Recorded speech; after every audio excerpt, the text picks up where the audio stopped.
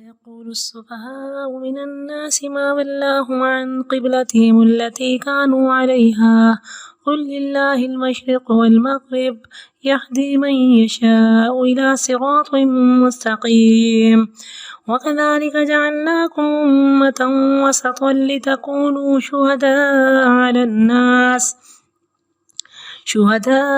الناس ويكون الرسول عليكم شهيدا وما جعلنا القبلة التي كنت عليها إلا لنعلم من يتبع الرسول ممن ينقلب على عقبيه وإن كانت لكبيرة إلا على الذين هدى الله وما كان الله ليضيع إيمانكم إن الله بالناس لرؤوف رحيم قد نرى تقلب وجهك في السماء فلنولينك قبلة ترضاها فول وجهك شطر المسجد الحرام وحيث ما كنتم فولوا وجوهكم شطره وإن الذين أوتوا الكتاب ليعلمون أنه الحق من ربهم وما الله بغافل عما يعملون ولئن آتيت الذين أوتوا الكتاب بكل آية ما تبعوا قبلتك وما أنت بتابع قبلتهم وما بعضهم بتابع قبلة بعض ولئن اتبعت أهواءهم من بعد ما جاءك من العلم إنك إذا لمن الظالمين الذين آتيناهم الكتاب يعرفونه كما يعرفون أبناءهم وإن فريقا منهم ليكتمون الحق وهم يعلمون الحق من ربك فلا تكونن من الممترين. الحمد لله رب العالمين والصلاة والسلام على سيد الأنبياء والمرسلين وعلى آله وصحبه أجمعين برحمتك يا أرحم الراحمين. اللهم إنا نعوذ بك من قلب لا يخشع ومن علم لا ينفع ومن دعاء لا يستجاب لها. رب اشرح لي صدري ويسر لي أمري واحلل عقدة من لساني يفقهوا قولي. اللهم أرنا الحق حقا وارزقنا اتباعه وأرنا الباطل باطلا وارزقنا اجتنابه. اللهم ثبتنا عند الموت بلا الہ الا اللہ. دوسرے پارے کا آغاز کر رہے ہیں. سيقول السفهاء من الناس، ان قریب کے بے وقوف کم عقل لوگ کہیں گے ما ولاہم، کس چیز نے ان کو پھیر دیا ان کے اس قبلے سے جس پر وہ پہلے تھے، جس کی طرف منہ کر کے نماز پڑھ رہے تھے. قل للہ المشرق والمغرب، کہہ دیجئے اللہ ہی کے لیے مشرق اور مغرب ہے، جس کو چاہتا ہے صراط مستقیم کی طرف ہدایت دیتا ہے. کل ہم نے سنا تھا، پڑھا تھا، بولا تھا کہ وہ رب ہے، رب آرڈر کرتا ہے، عبد کا کام اس کو سننا ہے، اس کو سمجھنا ہے، اس کو اپنی پریکٹیکل لائف میں لے کر آنا ہے اور پھر صراط مستقیم پر دوڑتے چلے جانا ہے. عبد کا کام یہ نہیں کہ وہ سوال کرے کہ ایسا کیوں ہے اور ایسا کیوں نہیں ہے. تو جب اللہ تعالیٰ کا تعارف ہوتا ہے کہ وہ رب ہے، اور رب کا سب سے پہلا تعارف کہ وہ رحمان اور رحیم ہے، تو اب بندے کو کوئی حق نہیں کہ وہ اللہ سے پوچھے کہ اللہ تو نے یہ قانون کیوں بنایا، تو اسی کیوں پہ ابلیس کو نکالا گیا، ابو لہب کو تبت یدا کیوں کہا گیا، اسی کیوں پہ. علامہ اقبال فرماتے ہیں بیروں کشید زپیچا کے ہست و بود مرا، چے اقدہا کے مقام رضا کشود مرا. جب مجھے اللہ کی معرفت ہوئی، اللہ کی پہچان ہوئی، وہ رب ہے اور رحمان ہے اور رحیم ہے، وہ تواب ہے، وہ کریم ہے، وہ رؤوف ہے، تو اب اس کا رزلٹ کیا ہے کہ شکر ہے کہ اللہ تو نے جو بتایا، تو نے جو کہا وہ میرے فائدے کے لیے ہے کہ من جاء بالحسنۃ فلہ عشر امثالھا۔ وہ رحمان کیسے عطا کرتا ہے کہ جب ہم کوئی نیکی کا کام سوچتے ہیں تو سوچ پہ ہی مارکنگ ہو جاتی ہے، اور اگر کر گزریں تو کم از کم 10 من جاء بالحسنۃ فلہ عشر امثالھا۔ اور پھر جتنا اچھا ہمارا جذبہ ہوگا، ہماری نیت ہوگی، ہمارا انٹینشن ہوگا، تو اللہ تعالیٰ اس کو ملٹی پلائی کرتے آئیں گے۔ وہ اللہ وہ نہیں ہے کہ ایک عام ہستی کہ بس محدودیت ہے، اس کے خزانے لامحدود ہیں، وہ لامحدود خزانوں سے عطا کرتا ہے۔ تو کبھی یہ مت سمجھے کہ میں اپنے لیے شفا مانگ رہی ہوں، میں اپنے لیے رزق مانگ رہی ہوں تو صرف اپنے لیے مانگوں، تو وہ لامحدود عطا کرتا ہے۔ جب بھی مانگیں، ہم سورۃ الفاتحہ روز پڑھتے ہیں اور کم از کم 17 بار نماز میں کھڑے ہو کر پڑھتے ہیں کہ اہدنا الصراط المستقیم۔ اللہ ہمیں بتا، اللہ ہمیں دکھا، ہماری منزل دکھا، اللہ ہمیں منزل پر، اللہ اس صراط مستقیم پر چلنے کی توفیق عطا فرما۔ اور پھر جس کے شوق میں جو ہمارا ٹارگٹ ہے رب کی رضا اور جنت الفردوس، اللہ ہم تک پہنچا دے۔ تو ہم صرف اپنے لیے نہیں مانگتے کہ اہدنی، اللہ صرف مجھے پہنچا دے، ہم تمام امت مسلمہ کے لیے مانگتے ہیں۔ اب ہدایت سب سے بڑا گفٹ ہے، سب سے بڑا تحفہ ہے۔ جس کو ہدایت کی نعمت مل گئی تو وہ صبغۃ اللہ میں رنگ گیا۔ نبی اکرم صلی اللہ علیہ وسلم کے آنے کا مقصد کیا تھا کہ یاسین والقرآن الحکیم انک لمن المرسلین علی صراط مستقیم وانک لتہدی الی صراط مستقیم۔ آپ نے صراط مستقیم کا ایڈریس بتایا نہیں، بلکہ اس پہ چل کے دکھایا کہ اے میرے امتیوں، میری اتباع کرو گے، میرے پیچھے پیچھے آؤ گے تو جنت میں ہاتھ پکڑ کے لے جاؤں گا۔ تو آپ خود بھی پڑھا کرتے تھے کہ اہدنا الصراط المستقیم۔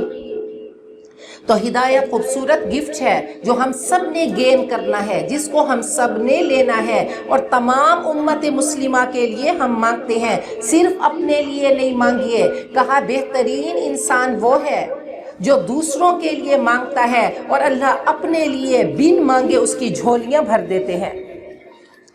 تو یہاں پہ یہود کا قصہ چل رہا ہے۔ نبی اکرم صلی اللہ علیہ وسلم مکہ میں تھے، آپ بیت المقدس کی طرف منہ کر کے نماز پڑھا کرتے تھے، اور آپ کا پوسچر ایسا ہوتا کہ کعبۃ اللہ جہاں پہ کھڑے ہو جائیں آپ اس رخ پہ کھڑے ہوتے کہ سامنے کعبۃ اللہ بھی ہوتا اور بیت المقدس کا بھی وہی رخ ہوتا۔ نبی اکرم صلی اللہ علیہ وسلم نے ہجرت کی، اب آپ کا دل کرتا تھا کہ وہ کعبہ کیا ہو، وہ بیت الحرام ہو جس کو حضرت ابراہیم نے بنایا، کہ ان اول بیت وضع للناس، سب سے پہلا گھر جو بنایا گیا وہ کیا تھا؟ بیت اللہ تھا، جس کو خلیل اللہ نے بنایا تھا۔ تو آپ کا دل کرتا، آپ بار بار آسمان کی طرف اپنی نظریں اٹھا کر دیکھتے۔ تو بہت بڑے سبق ہیں کہ جب کبھی ہمیں اللہ سے مانگنا ہے تو آسمان کی طرف نظریں اٹھا کر دیکھیں، اللہ ایسا کر دے۔ تو جتنا تڑپ کے مانگیں گے، جتنا شوق سے مانگیں گے، جتنا یقین سے مانگیں گے تو اللہ اتنا عطا کرے گا۔ وہ تو ہے ہی وہاب، بار بار ہم نے پچھلے پارے میں تواب، کہ وہ تو ہے ہی توبہ قبول کرنے والا اور رحم کرنے والا۔ تو نبی اکرم صلی اللہ علیہ وسلم کو شوق تھا کہ میرا کعبہ بیت اللہ ہو۔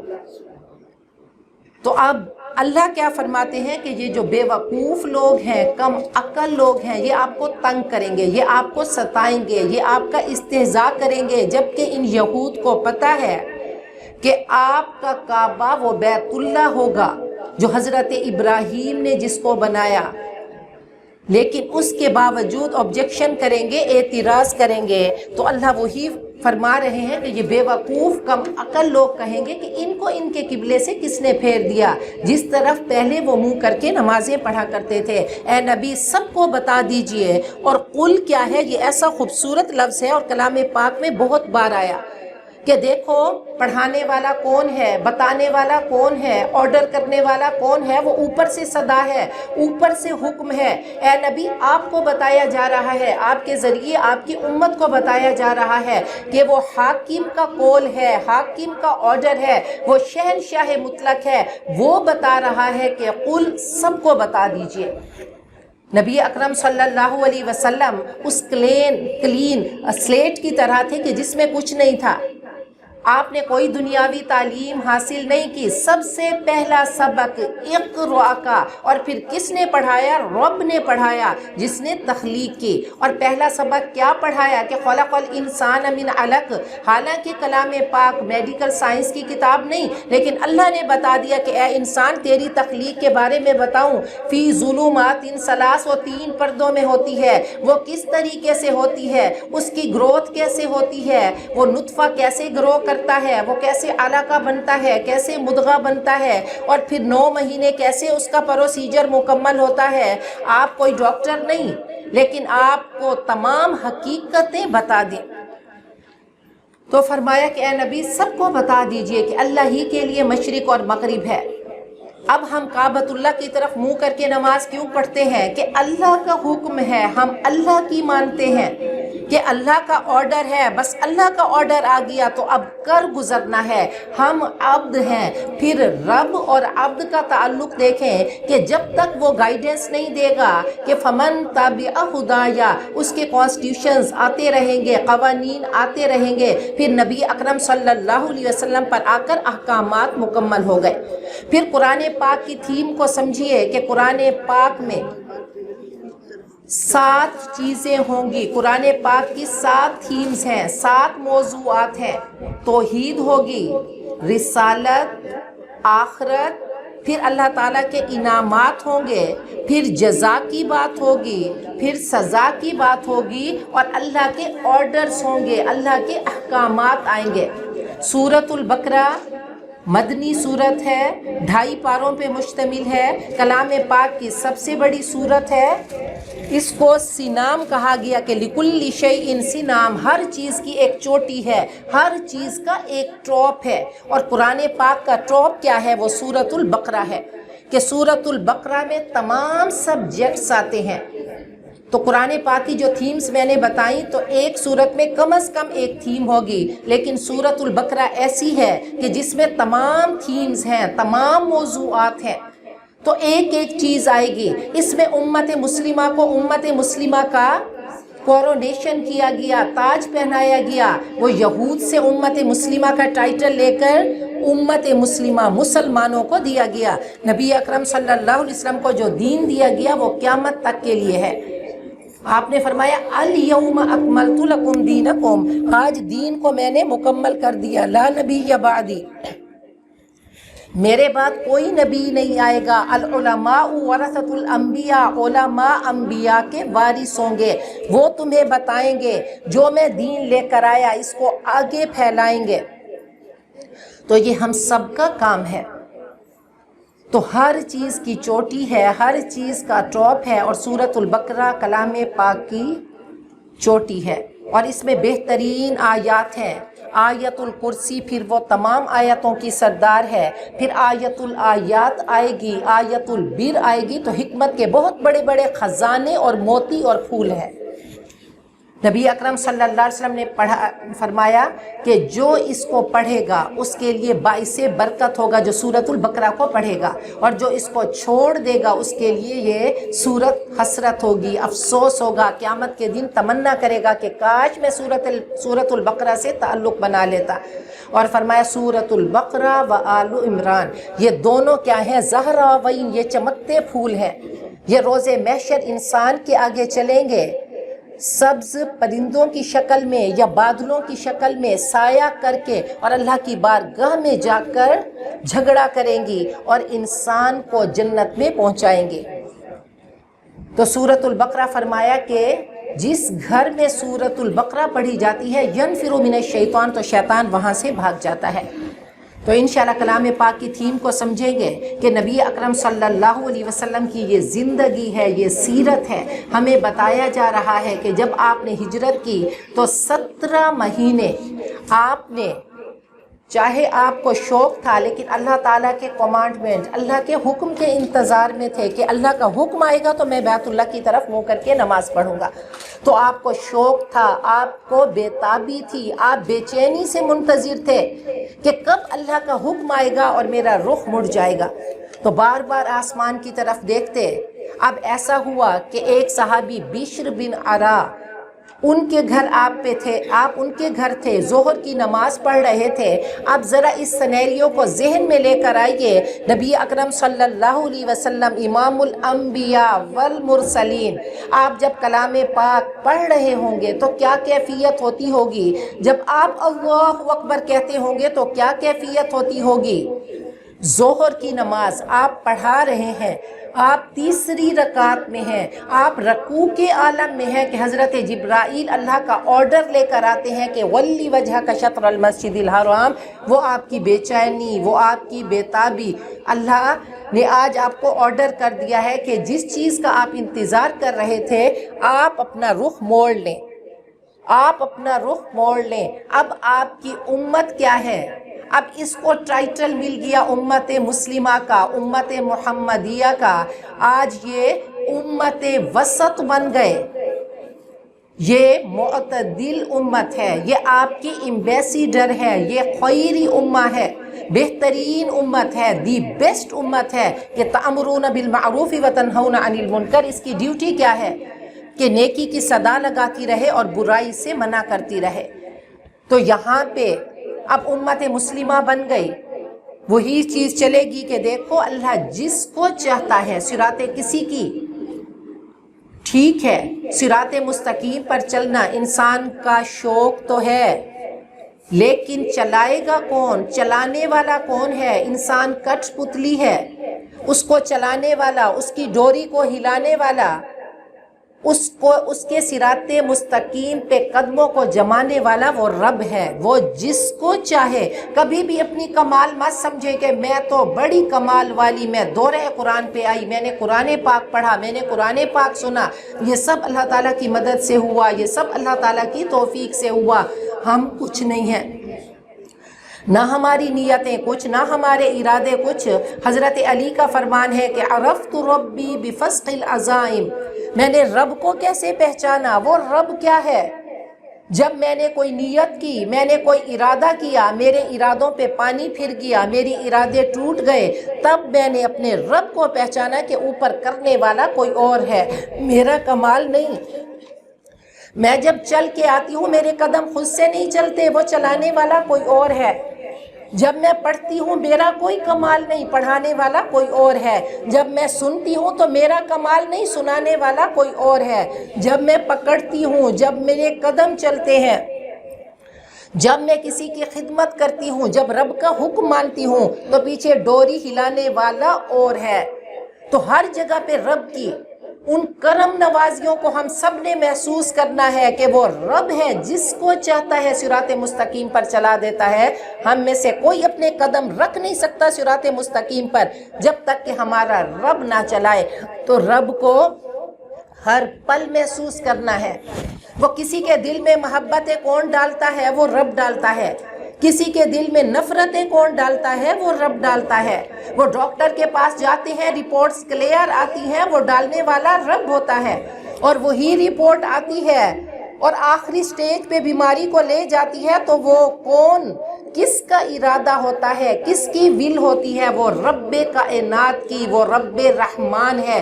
वो जो करता है, वमा अस्वाब मिन मुसीबतिन इल्ला बिइज़्निल्लाह, सब अल्लाह के इज़्न से है, सब अल्लाह के हुक्म से है। मेरा कोई कमाल नहीं है।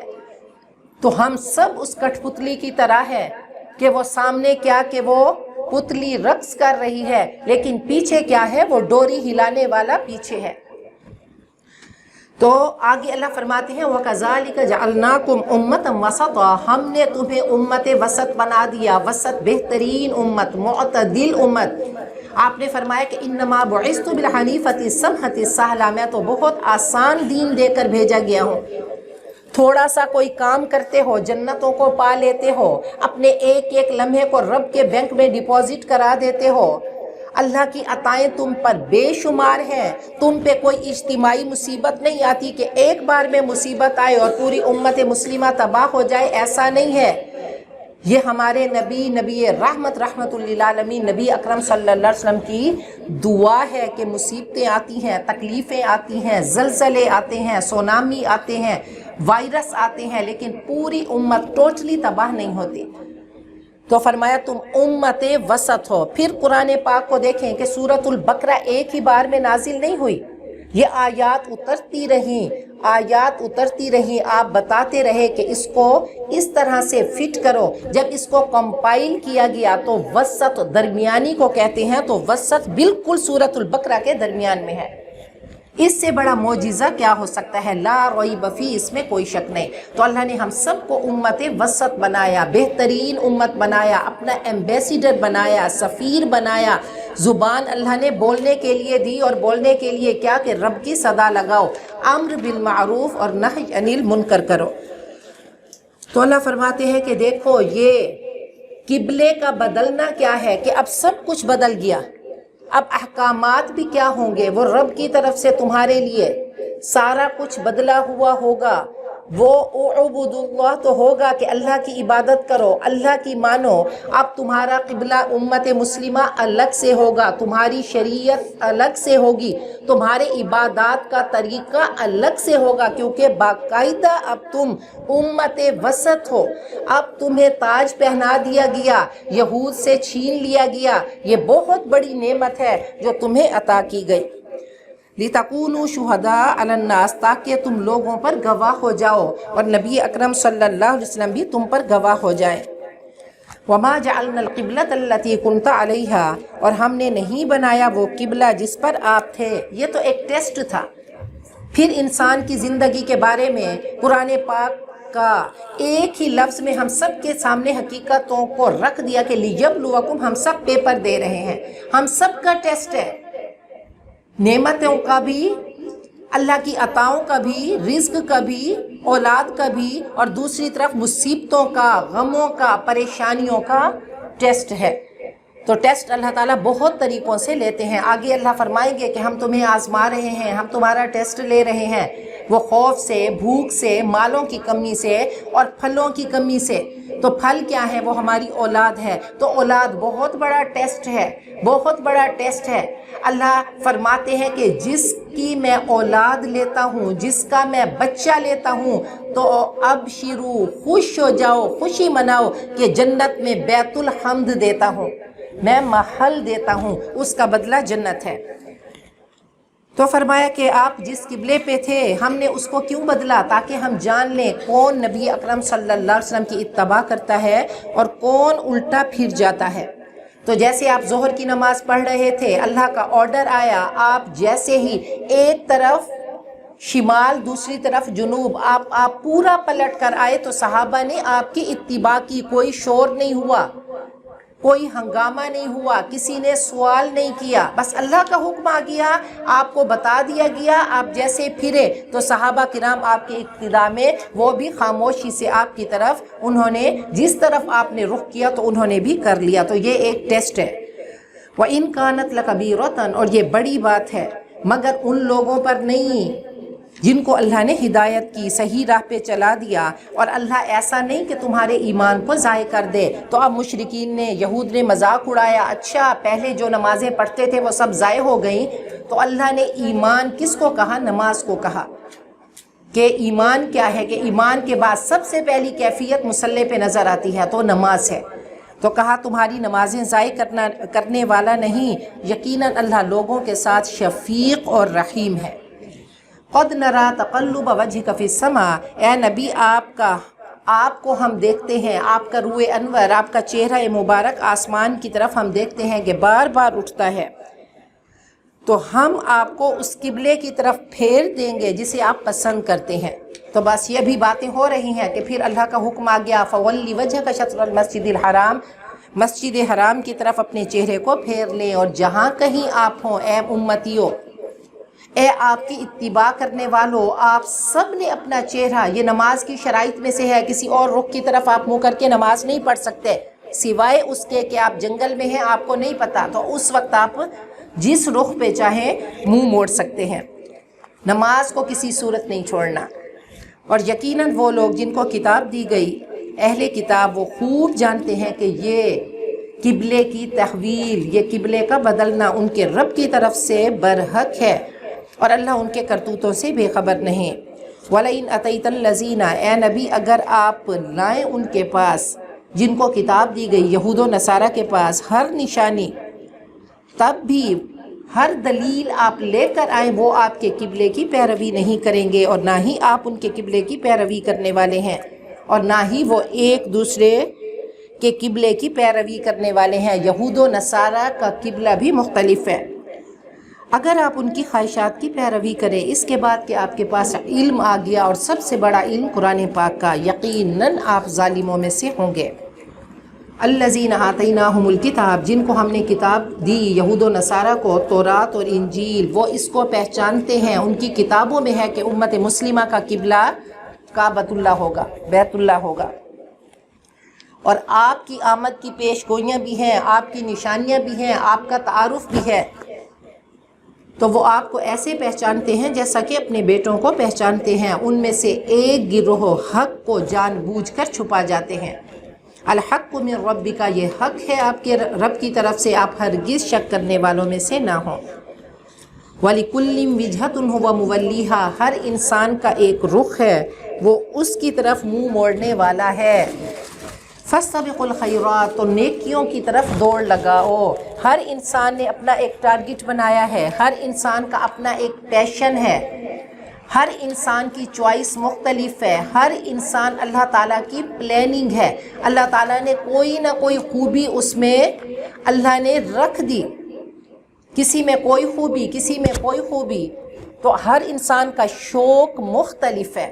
تو کہا کہ ٹھیک ہے، تمہارے جو بھی شوق ہوں، اِنَّكَ قَادِحٌ إِلَىٰ رَبِّكَ قَدْحًا فَمُلَاقِيهِ، ہر انسان محنت کرتا ہے، اور محنت کرتے کرتے رب سے جا ملتا ہے۔ اب تو نے کیا کرنا ہے؟ بھلائیوں کی طرف دوڑ لگاؤ، نیکیوں کی طرف دوڑ لگاؤ، کسی چیز کو لا تحقرن من المعروف شیئا، کسی نیکی کو معمولی مت سمجھو کہ اچھا وہ تو معمولی نیکی۔ حضرت ابو عقیل انصاری کو دیکھیں، وہ تھوڑی سی کھجور لے کر آتے ہیں، آپ ان کھجوروں کو پورے صدقات پر بکھیر دیتے ہیں کہ دیکھیں اللہ نے جذبوں کو دیکھنا ہے، اللہ نے کوانٹیٹی نہیں دیکھنی، اللہ نے کوالٹی دیکھنی ہے۔ تو فرمایا کہ معمولی کام کو بھی حقیر مت سمجھو، وَلَوْ أَن تَلْقَىٰ أَخَاكَ بِوَجْهِ طَلَقٍ، کوئی شخص انتہائی بدتمیز ہے، آپ اس کو دیکھ کر مسکراتے ہیں کہ اس پہ مجھے اجر مل رہا ہے، اللہ کے بینک میں میرا یہ اجر ڈپازٹ ہو رہا ہے، تو اب کیا ہے کہ اس کو آپ نے مسکرا کر اس کا استقبال کیا، تو اس پہ بھی اللہ جتنا آپ کو اس نے درد دیا تھا اور جتنی خوش دلی سے کہ انما الاعمال بالنیات، پھر عمل میں دو چیزیں ہیں کہ ایک تو نیت ہے اور دوسرا کام ہے، تو صحیح نیت کے ساتھ کہ میں نے اللہ کو راضی کرنا ہے، تو اپنا ٹارگٹ کیا ہے؟ وہ رب کی رضا، رضا حق پہ راضی رہے، یہ حرف آرزو کیسا، خدا خالق، خدا مالک، خدا کا حکم تو کیسا۔ تو جب اللہ کا حکم آ گیا تو بس ختم، کہ اللہ کا حکم ہے کہ دل زخمی ہے، زخموں سے چور چور ہے، بہت بڑا ٹیسٹ ہے، اب کیا ہے کہ اپنے نفس کی لگام رب کے حوالے کر دے، اب اللہ کا حکم ہے کہ اس کو معاف کر دو۔ تو یاد رکھیں کہ معاف کرنے میں ایسا نہیں ہوتا کہ آپ نے معاف کر دیا، آپ کو بات بھول گئی، وہ کبھی ریز نہیں ہو سکتی۔ جتنی بار آپ کا دل دکھا ہوگا، جتنے اندر وہ انگارے ہوں گے، اور آپ اس کو رب کے کلام سے بجھا رہے ہوں گے، اب مسکرا کر اس کو، ان شعلوں کو بجھا رہے ہیں، تو اللہ نے اتنا اجر دینا ہے۔ تو فاستبقوا الخیرات، نیکیوں کی دوڑ لگانی ہے، نیکیوں کی طرف بھاگنا ہے۔ پھر نیکیوں کی سیل کا مہینہ آ گیا تو ایک ایک لمحے کو قیمتی بنانا ہے، اس کو خوبصورت بنانا ہے۔ ہو سکتا ہے کہ صرف ایک نیکی، صرف ایک رن سے ہم اللہ کی بارگاہ میں جیت جائیں۔ تو کبھی یہ مت سمجھیں کہ کیا ضرورت ہے مجھے یہ کرنے کی، چلتے پھرتے نیکی کے کام کرتے رہیں، نیکیوں کی دوڑ لگاتے رہیں۔ اینما تکونوا، اور کیوں لگاؤ، جہاں کہیں بھی تم ہوگے اللہ تم سب کو لے آئے گا، اللہ تو ہر چیز پر قادر ہے۔ ومن حیث خرجت، اور جہاں سے آپ نکلیں، جہاں بھی آپ ہوں، جہاں کہیں بھی آپ کا گزر ہو، آپ کسی ملک میں ہوں تو کیا کرنا ہے، اپنے چہرے کو مسجد حرام کی طرف اپنے رخ کو کر لینا ہے، اور یقیناً یہ آپ کے رب کی طرف سے برحق فیصلہ ہے، اور اللہ جو تم کر رہے ہو اس سے بے خبر نہیں۔ وَمِنْ حَيْثُ خَرَجْتَ، اور جہاں کہیں آپ کا گزر ہو تو اپنا چہرہ مسجد حرام کی طرف موڑ لیں، اور اے امتیو جہاں کہیں تم ہو تو اپنے چہرے قبلے کی طرف موڑ لو، تاکہ باقی نہ رہے لوگوں کے پاس تم پر کوئی اعتراض کہ تورات میں لکھا ہے تو کوئی آبجیکشن نہیں کریں، سوائے ان کے جو ان میں سے ظالم ہیں۔ اے لوگو تم ان سے نہ ڈرو، مجھ سے ڈرو، تاکہ میں اپنی نعمت تم پہ پوری کروں اور تاکہ تم صحیح راہ پہ چلو۔ کما ارسلنا فیکم رسولا، جیسا کہ ہم نے تم میں رسول بھیجے، نبی اکرم صلی اللہ علیہ وسلم وہ تم ہی میں سے ہیں، وہ عرب میں سے ہیں، وہ تم پر ہماری آیتیں تمہیں پڑھ کے سناتے ہیں، تمہارا تزکیہ کرتے ہیں، تمہاری روحوں کو پاک کرتے ہیں، وہ باطنی گندگیوں کو نکالتے ہیں، وہاں پہ حل چلاتے ہیں، لا الہ الا اللہ کا بیج بوتے ہیں۔ تو باطن بھی کہ خشیت اللہ فی السر والعلانیہ، اللہ کا خوف ہو، چاہے تنہائی میں ہو، خلوت میں ہو یا ظاہر میں ہو۔ تو اللہ ہم سب کا ایسا کیریکٹر بنا دے، وہ چمکتا ہوا کیریکٹر، وہ گلوئنگ کیریکٹر، وہ ڈائمنڈ کے ہر اینگل سے نور پھوٹتا ہوا محسوس ہو۔ تو فرمایا کہ وہ تمہارا تزکیہ کرنے آئے، وہ عرب کے لوگ جو اپنی ہی بچیوں کو زندہ درگور کر دینے والے، کیسی پاکیزگی ہوئی، وہ کیسا باطن پاکیزہ ہوا کہ تمنا کرتے تھے کہ ہماری بیٹیاں ہوں، وہ تمنا کرتے تھے کہ دنیا کچھ نہیں ہے، فزت ورب الکعبہ، اگر ہم جنت میں چلے گئے تو ہم کامیاب ہو گئے۔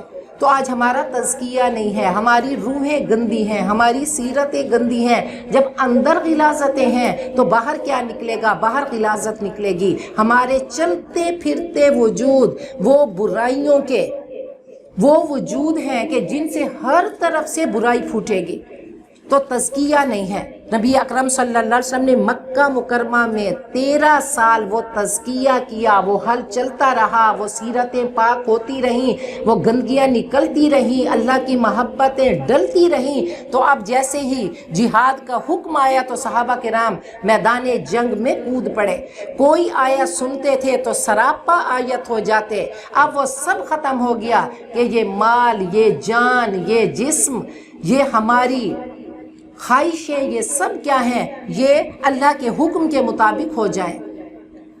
تو فرمایا کہ وہ کیا کرتے ہیں، وہ حضرت ابراہیم نے جو دعا کی تھی وہ نبی اکرم صلی اللہ علیہ وسلم تشریف لے آئے، وہ تزکیہ کرتے ہیں تمہارا، وَيُعَلِّمُكُمُ الْكِتَابَ وَالْحِكْمَةَ، اور تمہیں کتاب و حکمت سکھاتے ہیں۔ اب کتاب کیا ہے؟ کلام پاک پڑھتے ہیں تو اس کو ہم سمجھتے ہیں کہ ایک میسیج ہے، اللہ تعالیٰ کے میسیجز ہیں، تو یہ ہم سب سمجھ رہے ہیں۔ تو کہا اس کی سطح پہ یہ ایسا سمندر ہے کہ اس کی سطح پہ، اس کی سرویس پہ تو میسیجز ہیں، پیغامات ہیں، لیکن اس کی ڈیپتھ میں حکمتوں کے موتی ہیں۔ تو ابھی میسیجز انشاءاللہ سمجھتے رہیں گے، اور پھر حکمتیں سمجھنے کے لیے تو پھر بہت بڑا تدبر چاہیے، اس میں وہ غوطہ زنی چاہیے، اور پھر وہ حکمتوں کے موتی ہم نکالیں۔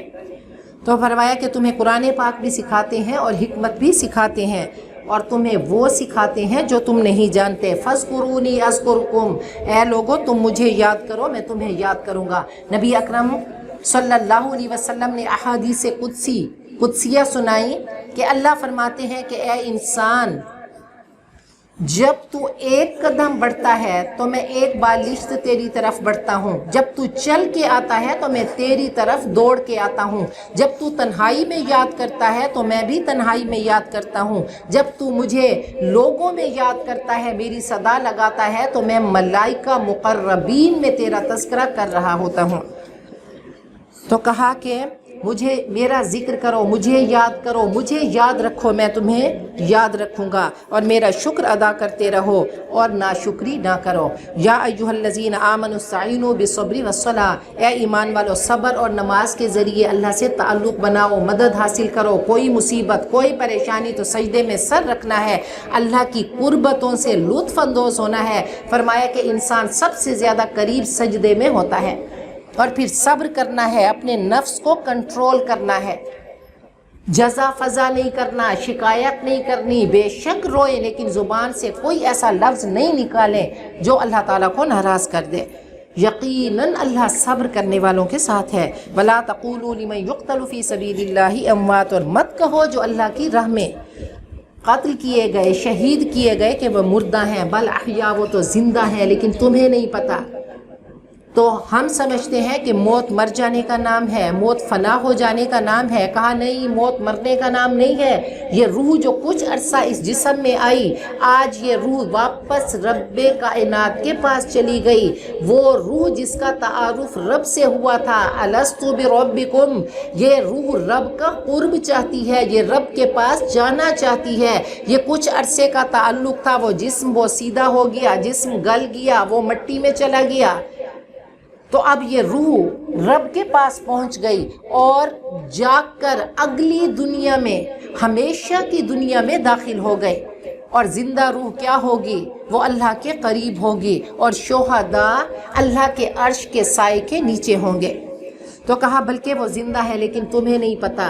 وَلَنَبْلُوَنَّكُمْ، ہم تمہیں آزماتے رہیں گے کچھ چیزوں سے، خوف سے، وائرس، کرونا، بیماریاں، موت اور بھوک سے، اور مالوں کی کمی، اور جانوں کی، اور پھلوں کی، فصلوں کی تباہیاں ہوں گی، کبھی کاروبار تباہ ہو جائے گا۔ تو اب یہ تمام مصائب آئیں گے، یہ مصیبتیں انسانی زندگی میں آئیں گی، لیکن اے نبی صبر کرنے والوں کو خوشخبری دو۔ جب بھی ان کو کوئی مصیبت پہنچتی ہے تو وہ کہتے ہیں انا للہ و انا الیہ راجعون۔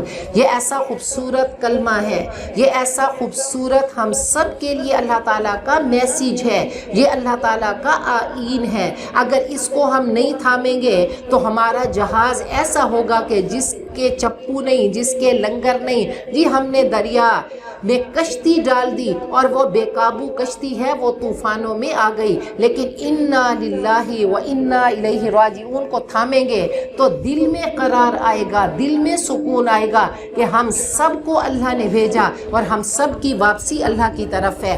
اگر میرا بچہ چلا گیا، اگر میرا عزیز چلا گیا، اگر مجھ سے کوئی نعمت چھن گئی، دی بھی تو اللہ نے تھی، یہ اللہ کی امانت تھی، وہ چلا گیا، کل میری باری ہے، میں نے بھی چلے جانا ہے۔ تو انا للہ و انا الیہ راجعون یہ صبر کا کلمہ ہے۔ آپ کے ہاتھ سے گلاس ٹوٹ گیا، آپ کا پاؤں پھسل گیا، آپ کا بچہ گر پڑا، تو اس موقع پہ، ہر موقع پہ، ہر وہ بات جو آپ کو بری لگتی ہے، تکلیف دیتی ہے، دل کو چوٹ لگتی ہے، تو اس وقت انا للہ و انا الیہ راجعون کہنا شروع کر دے۔ تو فرمایا کیا ملے گا؟ اولئک علیہم صلوات من ربہم ورحمہ، تو ان پر ان کے رب کی طرف سے عنایات ہوگی، عنایات کے پھول اللہ عطا کریں گے اور رحمتیں عطا کریں گے۔ واولئک هم المہتدون، اور یہ لوگ ہدایت پانے والے، صبر کرنے والوں کو تین چیزیں ملیں گی، رب کی نوازشات ہوں گی، اس کی عنایات ہوں گی، اس کی رحمتیں ہوں گی، اور وہ ہدایت کا گفٹ جو انتہائی خوبصورت تحفہ ہے وہ ان کو مل جائے گا۔ پھر آگے فرمایا کہ دیکھو اللہ تعالیٰ ایک بات کرتے ہیں، تھیوری بتاتے ہیں کہ ایسے انا للہ پڑھو تو کیا ہوگا، تمہیں اللہ سکون دیں گے۔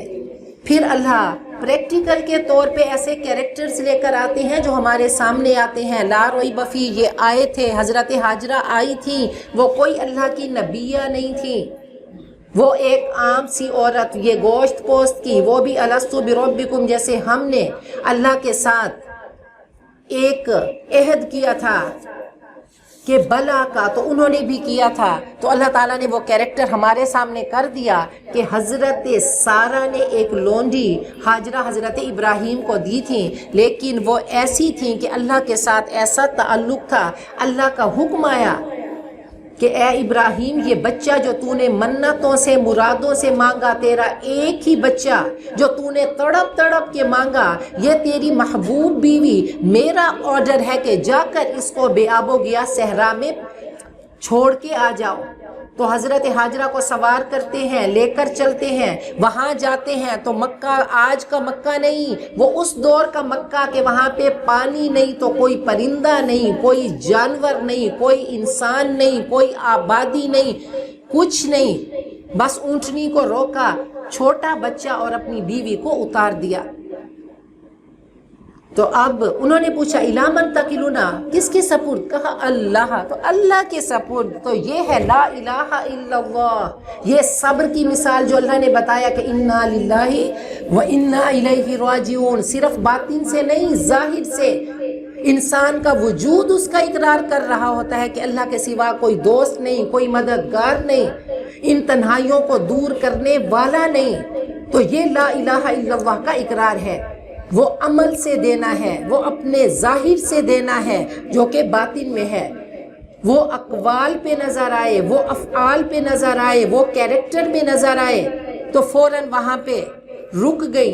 اب پھر کالی سیاہ رات، وہ کالی راتیں، وہ تھوڑا سا وہ راشن جو ساتھ تھا وہ ختم ہو گیا، اور پھر اللہ تعالیٰ نے وہ ٹیسٹ لیا کہ چھوٹا بچہ منتوں مرادوں کا ایک ہی سہارا، اب کیا ہے کہ اس کو بچے کو رکھتی ہیں اور صفا اور مروہ کے درمیان چکر لگاتی ہیں۔ تو اللہ تعالیٰ نے ان کی اس ادا کو، یہ تھی تو ممتا کی تڑپ، لیکن اللہ کو ایسی پیاری آئی کہ اللہ نے فرمایا کہ اے لوگو، جب تک تم حضرت حاجرہ کی وہ سنت میں چکر نہیں لگاؤ گے، چاہے انبیاء ہی تم کیوں نہیں ہو، اللہ کے رسول ہی کیوں نہیں ہو، تو تب تک تمہارا حج اور عمرہ مکمل نہیں کروں گا۔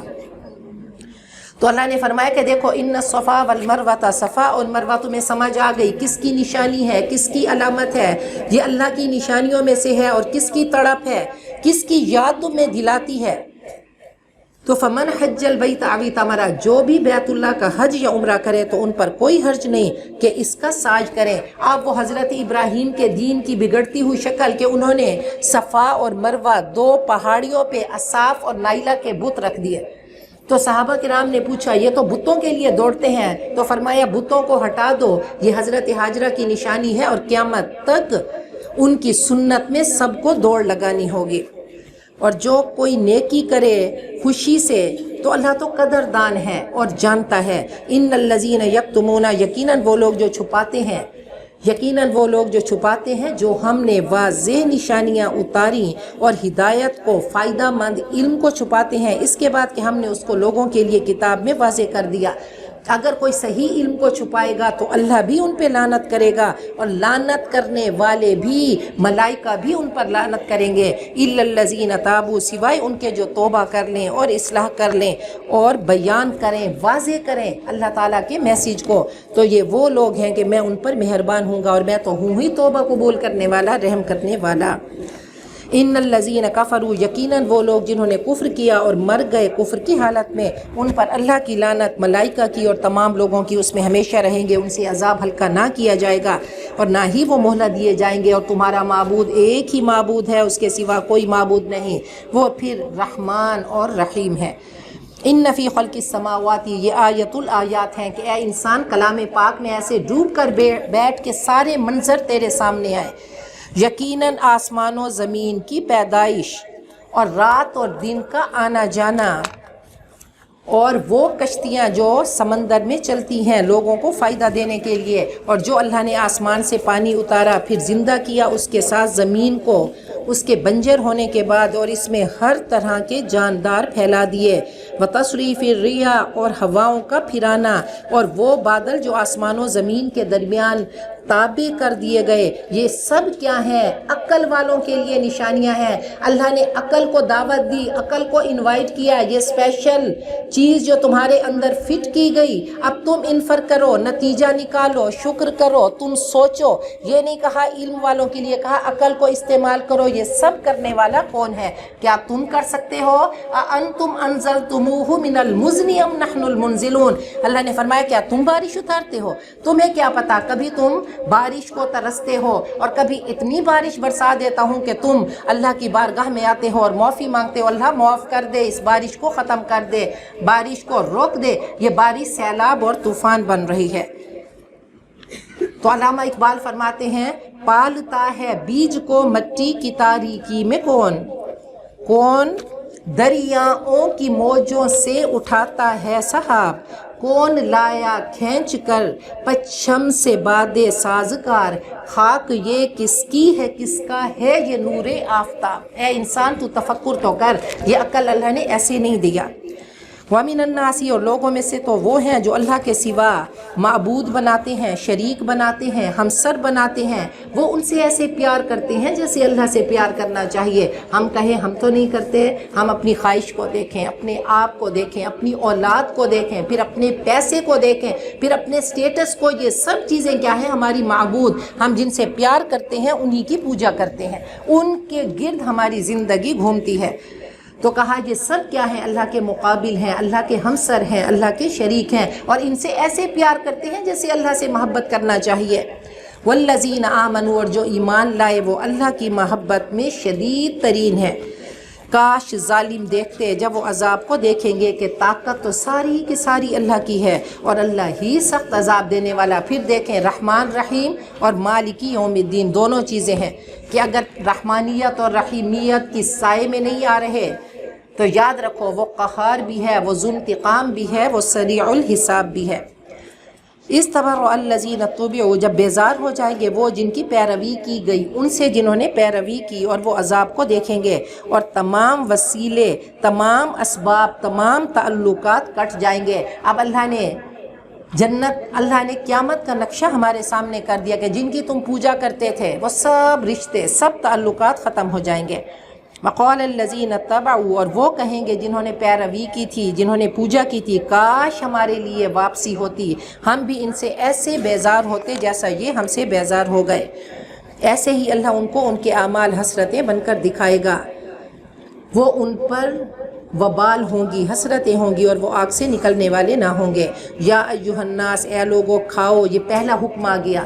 जो कुछ ज़मीन में है, जब भी खाने के लिए बैठो तो दो चीज़ें देखो, हलाल हो और तय्यब हो, वो सीधा ना हो, उसमें कीड़े ना चल रहे हों।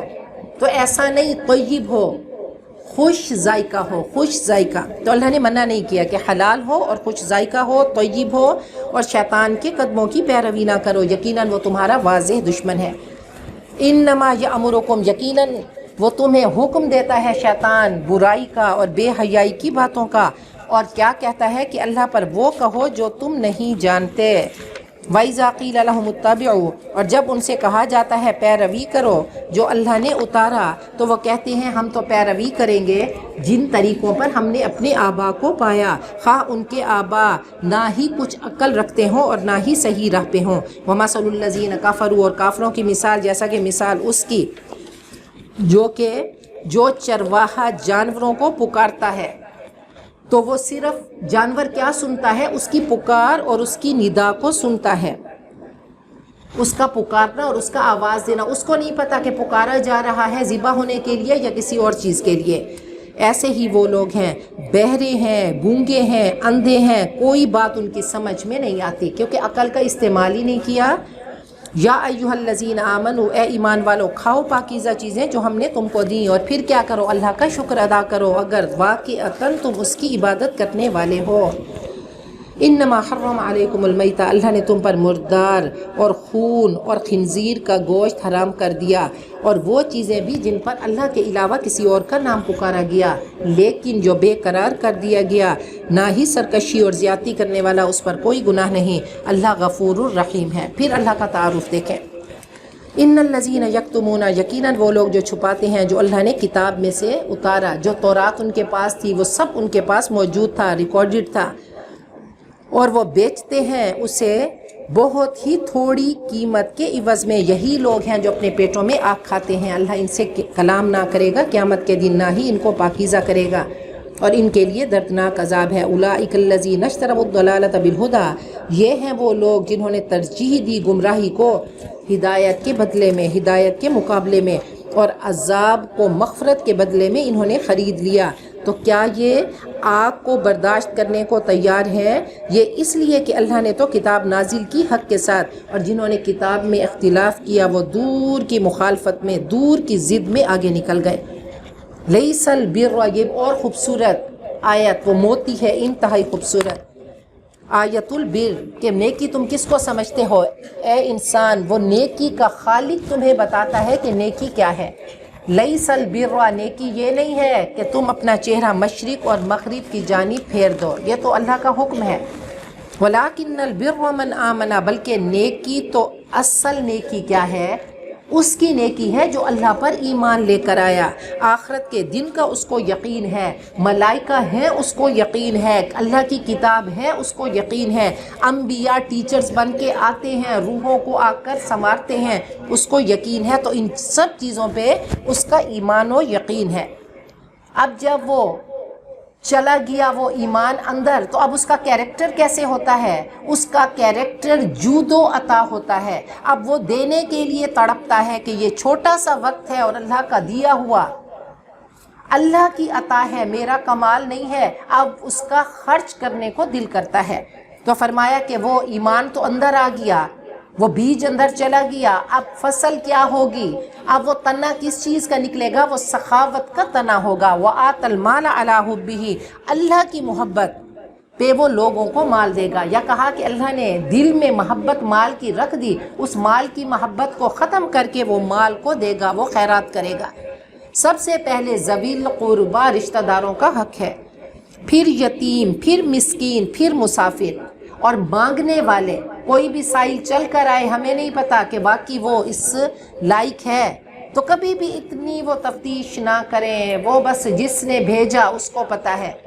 وہ ایک صحابی نے خواہش کی کہ میں خیرات کروں، تو انہوں نے رات کو صدقہ کیا، تو صبح کو پتہ چلا کہ ایک چور کے ہاتھ میں انہوں نے صدقہ رکھ دیا۔ دوسری رات انہوں نے چھپ کے صدقہ کیا تو ایک پروسٹیٹیوٹ تھی، اور تیسری رات ایک امیر کے ہاتھ میں، تو سب کو پتہ چل گیا، وہ چھوٹی سی آبادی ہوا کرتی تھی۔ تو اللہ تعالیٰ نے اس صدقے کی برکت سے، وہ جو پروسٹیٹیوٹ تھی وہ اپنے گناہ سے اس نے توبہ کر لی، ایسے ہی چور نے توبہ کر لی، اور امیر آدمی نے کہا کہ دیکھو ایک شخص مجھے رات کی تاریکیوں میں دے رہا ہے تو میں بھی صدقہ و خیرات کرنا شروع کر دوں۔ تو مانگنے والے کو دینا، اور گردنیں چھڑانے میں جن کی گردنیں قرضے کے بوجھ تلے دبی ہوں۔ اب دوسرا تنا کیا ہوگا؟ وہ بیج اللہ کی محبتوں کا، اب عبادات کا وہ تنا ہوگا، نماز قائم کرے گا، زکوٰۃ ادا کرے، والموفون بعہدہم۔ اب تیسرا کیا ہوگا؟ وعدے کو پورا کرنے والے، جب بھی وعدہ کریں تو سب سے پہلا وعدہ اللہ کے ساتھ کہ ایاک نعبد و ایاک نستعین، اور پھر جس کے ساتھ بھی کہ لا دین لمن لا عہد لہ، اس کا دین ہی نہیں جو وعدے کا، جس کے وعدے کا اعتبار ہی نہیں۔ اب ہم اپنے آپ کو دیکھیں کہ ہم چاہے بچے سے بھی وعدہ کریں، کوئی پرومس کریں تو اس کو کر گزرنا ہے، اللہ کے حکم کو دیکھنا ہے، یہ نہیں دیکھنا یہ تو بچہ ہے، یہ تو بے وقوف ہے، یہ تو غریب عورت ہے، کوئی بات نہیں، میں نے وعدہ کر دیا۔ وعدہ کریں گے، جو بات زبان سے نکالیں گے تو اللہ کے حکم کو سامنے رکھیں گے کہ میرے رب کا آرڈر ہے کہ میں نیک بن ہی نہیں سکتی جب تک کہ میں وعدہ وفا نہ کروں۔ اور کہا چوتھی چیز کیا ہے؟ وہ صبر کرنے والے ہیں سختیوں میں، تکلیفوں میں اور جنگ کے وقت، یہی سچے لوگ ہیں، یہ لا الہ الا اللہ پڑھنے والے، اور یہی متقی ہیں۔ یا ایھا الذین آمنوا، اے ایمان والو، تم پر قصاص فرض کر دیا گیا مقتولوں کے بارے میں، آزاد کے بدلے وہی آزاد قاتل، اور غلام کے بدلے میں وہی غلام قاتل ہوگی، اور عورت کے بدلے وہی عورت کیا ہوگی جس نے قتل کیا، اسی کو قصاص میں دیا جائے گا، اسی سے قصاص لیا جائے گا۔ پھر جس سے اس کے بھائی کی طرف سے کچھ بھی معاف کر دیا جائے تو بھلے طریقے سے پیروی کرنا ہے، اور صحیح طریقے سے، اچھے طریقے سے قاتل ادا کرے گا۔ اب دیکھیں پھر ہمارا خوبصورت دین کہ اگر کوئی کسی کو قتل کر دے، جو قتل کرے گا، اگر بادشاہ نے کسی غلام کو قتل کیا تو بادشاہ ہی قتل کیا جائے گا، وہ اپنے بدلے میں کسی غلام کو نہیں دے گا کہ جی چلو اس کو قتل کر دو، تو جان کے بدلے میں جان ہے۔ اور پھر تین چیزیں ہیں، ایک تو وہ اس کے بدلے میں قتل ہونا ہوگا، یا دوسری چیز کیا ہے؟ دیت کوئی دے دے، تو بہت ہی وہ مقتول کے جو وارث ہیں وہ غریب ہیں تو کہتے ہیں اچھا چلو دے دو، تو 100 اونٹ دیت کے ہیں، اتنا پیسہ لے لیں۔ یا پھر تیسری چیز کیا ہے کہ وہ اللہ کے لیے معاف کر دے، تو یہ بہت مشکل ترین کام۔ تو یعنی اگر عورت ہوگی تو اسی کو ہی قتل ہونا ہوگا، یہ نہیں کہ عورت نے کسی مرد کو قتل کیا تو اب کہیں نہیں اس کے بدلے میں کسی مرد کو یا غلام کو، جو قتل کرے گا وہی قتل ہوگا۔ تو صحیح طریقے سے اب مال کا ادا کرنا ہے، یہ تمہارے رب کی طرف سے نرمی ہے، تخفیف ہے اور رحمت ہے، جو اس کے بعد زیادتی کرے اس کے لیے دردناک عذاب ہے۔ وَلَكُمْ فِي الْقِصَاصِ، اور تمہارے لیے اس بدلے میں زندگی ہے، اے عقل والو عقل سے کام لو تاکہ تم متقی بنو۔ اگر ایسا ہوتا ہمارے معاشرے میں تو مجھے بتائیے کہ قتل کے بدلے میں فوراً فیصلہ ہوتا، عدالتیں فیصلہ کرتی ہیں، سب کے سامنے پھانسی چڑھائی جاتی، سر قلم کیا جاتا تو کتنے کم قتل ہوتے۔ ایسے ہی چور کا ہاتھ کاٹ دیا جاتا تو یہ سزائیں انتہائی خوبصورت سزائیں ہیں اور اسی میں زندگی ہے۔ کتب علیکم، تم پر فرض کر دیا گیا جب بھی تم میں سے کسی کو موت آئے اگر وہ مال چھوڑے تو اپنے والدین کے لیے وصیت کرنا ہے اور قرابت والوں کے لیے انصاف کے ساتھ، یہ حق ہے متقین پر۔ یہ پہلے آیت آئی، کل ہم نے منسوخ کی بات کی تھی، منسوخ ہو گئی، پھر اللہ نے اپنا پورا قانون اتارا کہ دیکھو اس طرح سے تم نے تمہاری وراثت کی اس طرح سے ڈیوائیڈ کرو گے، تقسیم کرو گے، اب تمہارے ہاتھ میں نہیں ہے، صرف ون تھرڈ انسان اپنی زندگی میں یا وصیت کر کے جائے کہ کسی ٹرسٹ کو دے دیں یا کسی پوتا نواسا یا کسی کو بھی دے دیں تو یہ کر سکتے ہیں، 1/3 سے زیادہ نہیں، باقی کیا ہے اللہ کے حکم کے مطابق تقسیم ہوگا۔ فَمَن بَدَّلَهُ بَعْدَ مَا سَمِعَهُ، جو وصیت سننے کے بعد اس کو بدل دے تو اس کا گناہ ان پر ہوگا جو اس کو بدلیں گے، اللہ سننے والا جاننے والا ہے۔ فمن خواف من موس، جو بھی ڈرے گا وصیت کرنے والے کی جانبداری سے، حق تلفی سے یا گناہ سے، تو ان کے درمیان اصلاح کر دے، اس پر کوئی گناہ نہیں، یقیناً اللہ معاف کرنے والا رحم کرنے والا ہے۔ اب کوئی مرنے والا اس نے وصیت کی کسی گناہ کے کام کی، جی کوئی سینما، کوئی ایسی بری چیز یا کوئی ایسا کہ پوری کی پوری میری پراپرٹی کسی ٹرسٹ کو دے دیں تو نہیں، 1/3 سے زیادہ نہیں دے سکتے، نیکی کا کام تھا لیکن پورے کا نہیں۔ اب کیا کریں گے، اس وصیت کو ختم کر دیں گے، یہ غلط وصیت ہے۔ یا کسی نے کہا میرے ایک بچے کو جائے گی اور دوسرے کو نہیں، تو یہ بھی کیا ہے، ظلم کی وصیت ہے۔ یا ایھا الذین آمنوا، اے ایمان والو، تو سب ہمتاً گوش ہو جائیں، یہ اللہ تعالیٰ کو آرڈر ہے۔ رمضان المبارک، اللہم بلغنا رمضان، اللہ ہمیں رمضان المبارک کے کنارے پہنچا ہی دیا ہے، تو اللہ اس سمندر میں ہم سب کو رحمتوں کے موتی چننے والا بنا دے۔ تو اللہ ہم سب کو آرڈر کر رہے ہیں، اور ایک ہی جگہ پہ اللہ نے روزے کے بارے میں بتایا، اور اس میں اس کی حکمت بھی بتا دی، احکام بھی بتا دیے، طریقہ بھی بتا دیا، مصلحت بھی بتا دی، سب کچھ اسی ایک رکوع میں، اور پورے کلام پاک میں ایک ہی رکوع ہے جو روزے کے بارے میں ہے۔ اے ایمان والو، تم پر روزے فرض کر دیے گئے جیسا کہ تم سے پہلے لوگوں پہ فرض کیے گئے۔ اب اس کی حکمت کیا ہے، لعلکم تتقون، تاکہ تم متقی بن جاؤ، تاکہ تم اللہ کے حکموں پہ چلنے والے بن جاؤ، تاکہ تم گناہ سے بچنے والے بن جاؤ، اللہ کی محبتوں کو وجود میں لانے والے بن جاؤ۔ ایام معدودہ، چند دن گنتی کے 29 یا 30۔ جو تم میں سے بیمار ہو، میں نہیں کہہ رہی، اللہ تعالیٰ فرما رہے ہیں کوئی بیمار ہو یا مسافر ہو تو بعد کے دنوں میں گنتی کو مکمل کرے گا، اور جو یطیقونہ، جن کی اللہ نے طاقت سلب کر لی، جو طاقت نہیں رکھتے تو ان کو ایک مسکین کا کھانا فدیے میں دینا ہوگا۔ اب جس کو وہ دیں گے اس کو دیں گے جس کو ہم زکوٰۃ دیتے ہیں، کسی بھی مسکین کو تو ایک وقت کا کھانا ضرور دینا ہے، باقی 2 وقت تو یہ کیا ہے، تقویٰ ہے، جتنا زیادہ اس کو دیں۔ تو مسکین کو، کسی بھی مسکین کو جو روزہ نہیں رکھ سکتے تو فدیہ دینا ہوگا۔ کفارہ اور چیز ہے، فدیہ اور چیز ہے۔ کفارہ یہ ہے کہ جان بوجھ کے آپ نے روزہ چھوڑ دیا، اس پہ وہ 60 مسکینوں کو کھانا کھلانا ہے، یہ 60 لگاتار روزے رکھنا ہے، یہ ایک۔ اب بیمار ہو گئے، اچانک آپ کی طبیعت بگڑ گئی تو آپ روزہ کیا کریں گے، روزہ اس وقت توڑ دیں گے۔ اب آپ نے جان بچانا ہے، جان بچانا فرض ہے، پھر اس کے بدلے میں قضا روزہ رکھیں گے، یا اگر ایسی بیماری ہے نہیں رکھ سکتے تو کسی کو فدیہ دیں گے۔ اور جو اپنی مرضی سے کوئی خیر کرنا چاہے تو وہ زیادہ بھی دے سکتا ہے، وہ اس کے لیے بہتر ہے، اور یہ کہ تم روزہ رکھو تمہارے لیے بہتر ہے اگر تم جانتے ہو۔ شہر رمضان، رمضان کا مبارک مہینہ، یہ رمضان رمض سے ہے کہ تمہاری روحیں جل رہی ہوتی ہیں۔ رمضان کہتے ہیں تپش کو، جھلس کو، تمہاری روح جل رہی ہوتی ہے، تو اس روح کی جلن کو بجھانے کے لیے قرآن پاک کو اتارا۔ یہ تمہاری روح بھی اوپر سے آئی اور قرآن پاک بھی اوپر سے آیا۔ رمضان کا مہینہ کیوں بابرکت کہ قرآن پاک اتارا گیا، پھر اللہ تعالیٰ کی حکمتیں انزل اللہ نہیں کہا کہ اللہ نے اتارا، فرمایا رمضان کا مہینہ کہ اس میں قرآن اتارا گیا۔ تو دونوں کیا ہیں؟ یہ دونوں ساتھی ہیں، رمضان اور قرآن۔ تو یہ لازم و ملزوم ہے، یہ ایک دوسرے کے ساتھ چمٹے ہوئے ہیں۔ سارا دن روزہ رکھ کے رات کو تراویح پڑھنی ہے، قرآن پاک سننا ہے، اپنی روح کو سیراب کرنا ہے اس تشنگی پہ، وہ اللہ تعالیٰ کی رحمتوں کو، قرآن پاک کی رحمتوں کو سمیٹنا ہے۔ تو رمضان کا مہینہ اس میں قرآن پاک اتارا گیا، یہ لوگوں کے لیے ہدایت ہے، یہ قرآن پاک کی سیلیبریشن کا مہینہ ہے۔ قرآن پاک کی تلاوت بھی کرنی ہے، اس کو سمجھنا بھی ہے، اس کو پریکٹس بھی کرنا ہے، اس کو کھڑے ہو کر رات کو پڑھنا بھی ہے۔ تو ہر طریقے سے قرآن پاک کے حقوق پر عمل کرنا ہے۔ اب قرآن پاک میں کیا ہے؟ لوگوں کے لیے گائیڈنس ہے، لوگوں کے لیے ہدایت ہے۔ وہ اہدنا الصراط المستقیم جو اللہ سے مانگا تھا، تو اللہ تمہیں بتا رہے ہیں کہ دیکھو اس میں تمہارا فائدہ ہے، اس میں تمہاری باتیں ہیں، تمہارے لیے احکامات ہیں، تمہارے لیے کمانڈمنٹس ہیں۔ وبینات من الہدیٰ، اور واضح نشانیاں ہیں ہدایت کی، والفرقان، اور فرق کرنے والا۔ قرآن پاک ہر مسئلے کا حل بتانے والا ہے، تمہارے دکھوں دردوں کو دور کرنے والا ہے، تمہیں خوشی میں انعام دینے والا ہے، تمہاری پیاسی روحوں کو سیراب کرنے والا ہے۔ حق اور باطل کو اس نے الگ کر دیا، ایک راستہ صراط مستقیم کا راستہ ہے جو ہماری روح میں ہے۔ سچا انسان سب کو اچھا لگتا ہے، آنیسٹ سب کو اچھا لگتا ہے، اللہ اور اس کے رسول کی بولنے والا سب کو اچھا لگتا ہے، رزق حلال کمانے والا سب کو اچھا لگتا ہے، خوددار انسان سب کو اچھا لگتا ہے۔ یہ اللہ نے ہماری فطرت میں رکھ دیا۔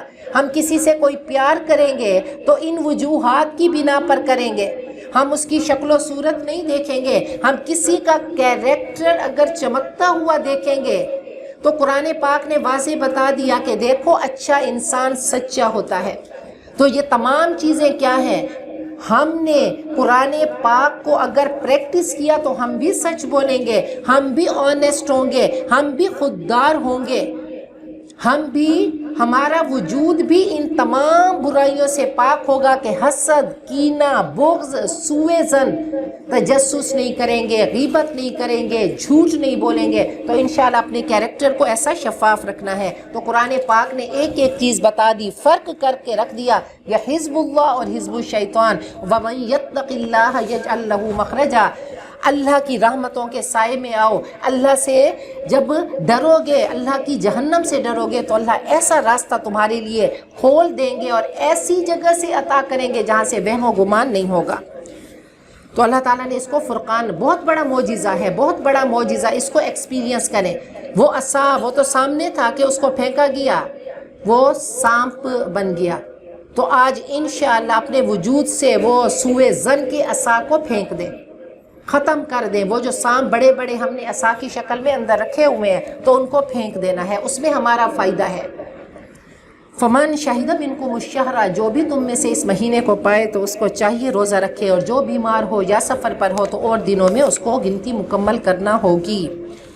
یرید اللہ بکم اليسر، اللہ تم سے آسانی چاہتے ہیں، تنگی نہیں چاہتے، اور تاکہ تم اس گنتی کو پورا کرو، پھر تم اللہ تعالیٰ کی کبریائی کا اظہار کرو اس چیز پر کہ تمہیں ہدایت دی، اور تاکہ تم شکر کرو۔ اب اللہ نے تمہیں ہدایت دی، اللہ نے تمہیں بتایا کہ ان دنوں کو اللہ کے لیے خالص کر لو، تو اب کیا کرنا ہے؟ عید کا دن کیا ہے؟ وہ تمہاری ٹریننگ ہو گئی، تمہاری روح کی، تمہارے جسم کی، تمہارے عقل کی، تمہارے دل کی۔ اب تم نے جسم کو بھوکا رکھا، اللہ کے کلام سے اپنے آپ کو سیراب کرتے رہے، تو عید کا دن کیا ہے؟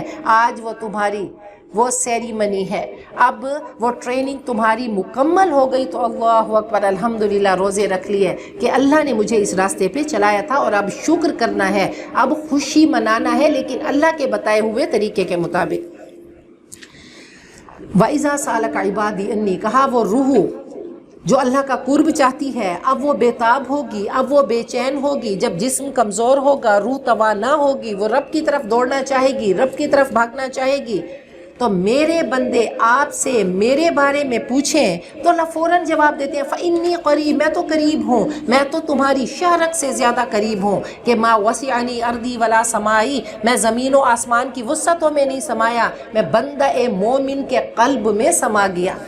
تو وہ قرب ہم سب کو چاہیے، اللہ کا قرب چاہیے، اللہ سے تعلق چاہیے کہ میرا رب کیا ہے، اس دل کے برتن کو خالی کر دے۔ جب یہ دل کا برتن خالی ہوگا تو انشاءاللہ کیا ہوگا، رب اس پہ براجمان ہوں گے۔ وہ کسی کے شعر ہے اور انتہائی خوبصورت، دل پہ اثر کرنے والے، کہ مرغ دل را گلشن بہتر زکوے یار نیست، طالب دیدار رازوں کے گلو گلزار نیست، گفتم از عشق بتا اے دل چہ حاصل کردئی، گفت مارا حاصل جز نالہا اے زار نیست، چند قطرے خون دل مخفی برائے مہفشاں، ریختن برخاک و گل این شیو اے اتار نیست۔ اس نے کہا یہ چھوٹا سا دل ہے جو اللہ کے لیے ہے، تو پاگل ہوں کہ اس کو میں مٹی کے وہ پتلوں پہ قربان کر دوں؟ یہ دل میں نے خالص کر دیا۔ اور جو عاشق ہوتا ہے وہ رب کے دیدار سے کم پہ، چاہے اس کے سامنے دنیا تمام آ جائے، لیکن اس کو شوق کیا ہوگا کہ وہ طالب دیدار رازوں کے گلو گلزار نیست۔ اس کو اب کوئی شوق نہیں رہا، اس کی تمنا ایک ہی ہے کہ وہ رب ہو، اس کا دیدار ہو، اس کی جنت ہو اور اس کی نعمتیں ہوں۔ تو کہا اجیب دعوت الداع، اللہ نے فرمایا میں پکارنے والے کی پکار کو سنتا ہوں، قبول کرتا ہوں جب بھی وہ مجھے پکارے۔ جب کبھی بھولا بھٹکا میری طرف آ گیا، فَلْيَسْتَجِيبُوا لِي، اب اے لوگو تم نے کیا کرنا ہے، کم از کم قبولیت کی دعا کرو، میری بات مانو، مجھ پہ یقین رکھو، ایمان لاؤ، تاکہ کیا کریں، وہ راشدین میں سے ہوں، صحیح راہ پہ چلنے والے ہوں، ہدایت پا جائیں۔ تو اللہ تعالیٰ نے ہمیں اپنا تعارف کرا دیا کہ دیکھو تم دعا کرو گے، تم مجھے پکارو گے تو میں تو قریب ہوں۔ تو انشاءاللہ دعاؤں کا مہینہ ہے، چلتے پھرتے دعائیں کرنی ہیں۔ احل لکم لیلۃ الصیام الرفث الی نسائکم، اب تمہارے لیے حلال کر دیا، اب اللہ تعالیٰ کے کمانڈمنٹس، احکامات جو اللہ کے کلام کی تھیم ہے، اب رات تمہارے لیے حلال کر دی گئی، تمہارا بیویوں کی طرف بے حجاب ہونا، ہن لباس لکم وانتم لباس لہن، وہ تمہارے لیے لباس ہیں، پوشاک ہیں، اور تم ان کے لیے۔ جیسے لباس کا خیال رکھتے ہو ایک دوسرے کی عزتوں کی، ایسے ہی خیال رکھنا ہے، ایک دوسرے پہ داغ دھبا نہیں لگنے دینا۔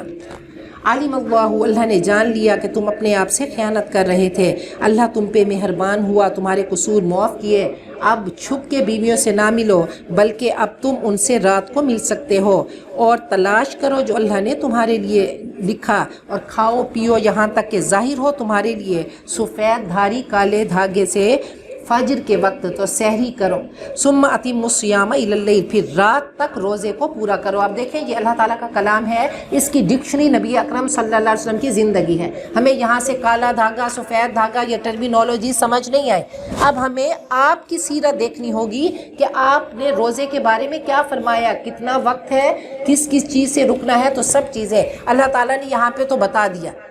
یہ اللہ کی حکمتیں ہیں۔ پھر وہ اس کی ڈیپتھ میں جو حکمت ہے وہ نبی اکرم صلی اللہ علیہ وسلم نے ہمیں بتائی۔ سفید دھاگے کیا ہے؟ ہاں، وہ سفید دھاگا صبح کو کہتے ہیں، اور کالا دھاگا رات کا، یعنی جیسے ہی صبح کی سپیدی نمودار ہو تو اب کیا ہے کہ کھانا پینا چھوڑ دو۔ اب صحابہ کرام نے اس کو سنا تو انہوں نے وہ کالے دھاگے اور سفید دھاگے اپنے تکیے کے نیچے رکھ دیے، تو آپ نے پھر وضاحت کی کہ یہ چیز لیں کہ یعلمہم الکتاب والحکمہ، آپ نے بتایا نہ، پھر وہ تو آپ نے بتا دیا نا کہ یہ وقت ہے سحری تک، وہ پھر وہ طلوع آفتاب سے اتنی دیر پہلے یہ سارا کچھ پھر سسٹم بنا دیا گیا۔ اب تو ماشاءاللہ ہر چیز ہمارے پاس کمپیوٹر میں موجود ہے کہ سحری کا وقت کب ختم ہوتا ہے۔ وَلَا تُبَاشِرُوهُنَّ، عورتوں سے مت مباشرت کرو جب تم مسجدوں میں اعتکاف بیٹھنے والے ہو، یہ اللہ کی حدیں ہیں، ان کے قریب نہ جاؤ۔ ایسے ہی اللہ اپنی آیات لوگوں کے لیے بیان کرتا ہے تاکہ وہ بچ جائے۔ وَلَا تَأْكُلُوا أَمْوَالَكُمْ بَيْنَكُمْ بِالْبَاطِلِ، روزے کا مقصد تقویٰ تھا اور تقوی کا مقصد حلال کھانا۔ تو اب کیا کرو، اپنا ٹیسٹ کرو کہ واقعی روزہ تمہارے اندر وہ اس کی ویکسین ہو چکی ہے، ویکسینیشن ہو چکی ہے، تو اب حلال کرنے کو دل کرے گا۔ روزے کی ویکسینیشن اگر ہو گئی ہے تو اپنے مالوں کو آپس میں غلط طریقے سے ہڑپ نہ کرو، اور تم مت کھینچ لے جاؤ حکام کی طرف تاکہ تم لوگوں کے مالوں کا ایک حصہ گناہ کے ساتھ کھاؤ۔ جان بوجھ کر رشوت مت دو، سود مت دو اور نہ لو، غلط طریقے سے لوگوں کے مال ہڑپ نہیں کرو۔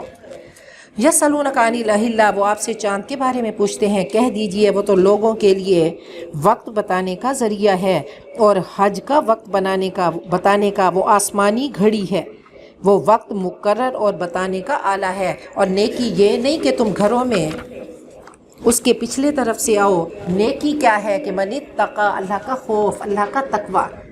تو اب مشرکین کیا کیا کرتے تھے کہ جب حج کا احرام باندھ لیتے تو اب واپس گھروں میں آنا ہوتا، وہیں کے باشندے تھے مکہ کے، تو وہ گھروں میں دروازوں سے نہیں آتے تھے، چھلانگ لگا کے آتے۔ تو کہا ایسا نہیں کرو، یہ دین کو خراب کرنے والی چیزیں، یہ چھوٹی چھوٹی چیزوں کے چکروں میں جب ہم پڑتے ہیں تو ہم بھی ایسے فرسودہ کام کرتے ہیں۔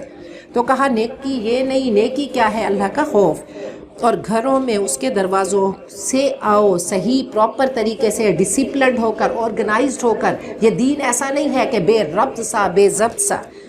اور اللہ سے ڈرتے رہو تاکہ تم کامیاب ہو جاؤ۔ وقاتلوا فی سبیل اللہ الذین، اللہ کی راہ میں جنگ کرو ان سے جو تم سے جنگ کرتے ہیں، اور زیادتی نہ کرو کیونکہ اللہ کو زیادتی کرنے والے پسند نہیں۔ اور ان سے جنگ کرو جہاں بھی تمہیں ان سے مقابلہ پیش آئے، ان کو نکالو جہاں سے انہوں نے تمہیں نکالا۔ اور فتنہ، ظلم کرنا قتل سے زیادہ سخت ہے۔ اور ان سے جنگ نہ کرو مسجد حرام کے پاس حتیٰ کہ وہ تم سے وہاں پہ جنگ کریں۔ اگر وہ تم سے جنگ کریں تو ان سے جنگ کرو، یہی بدلہ ہے کافروں کا۔ تو میدان جنگ میں لڑنا ہے، ایسے نہیں کسی کافر کو قتل کر دینا۔ اگر وہ رک جائے کفار تو اللہ معاف کرنے والا، رحم کرنے والا ہے۔ اور ظلم کی روک تھام کے لیے جنگ کرو حتیٰ کہ ظلم نہ رہے اور دین سارا کا سارا اللہ کے لیے خالص ہو جائے۔ اگر وہ باز آ جائیں کفار تو نہیں زیادتی مگر ظالموں پر۔ الشہر الحرام بالشہر الحرام،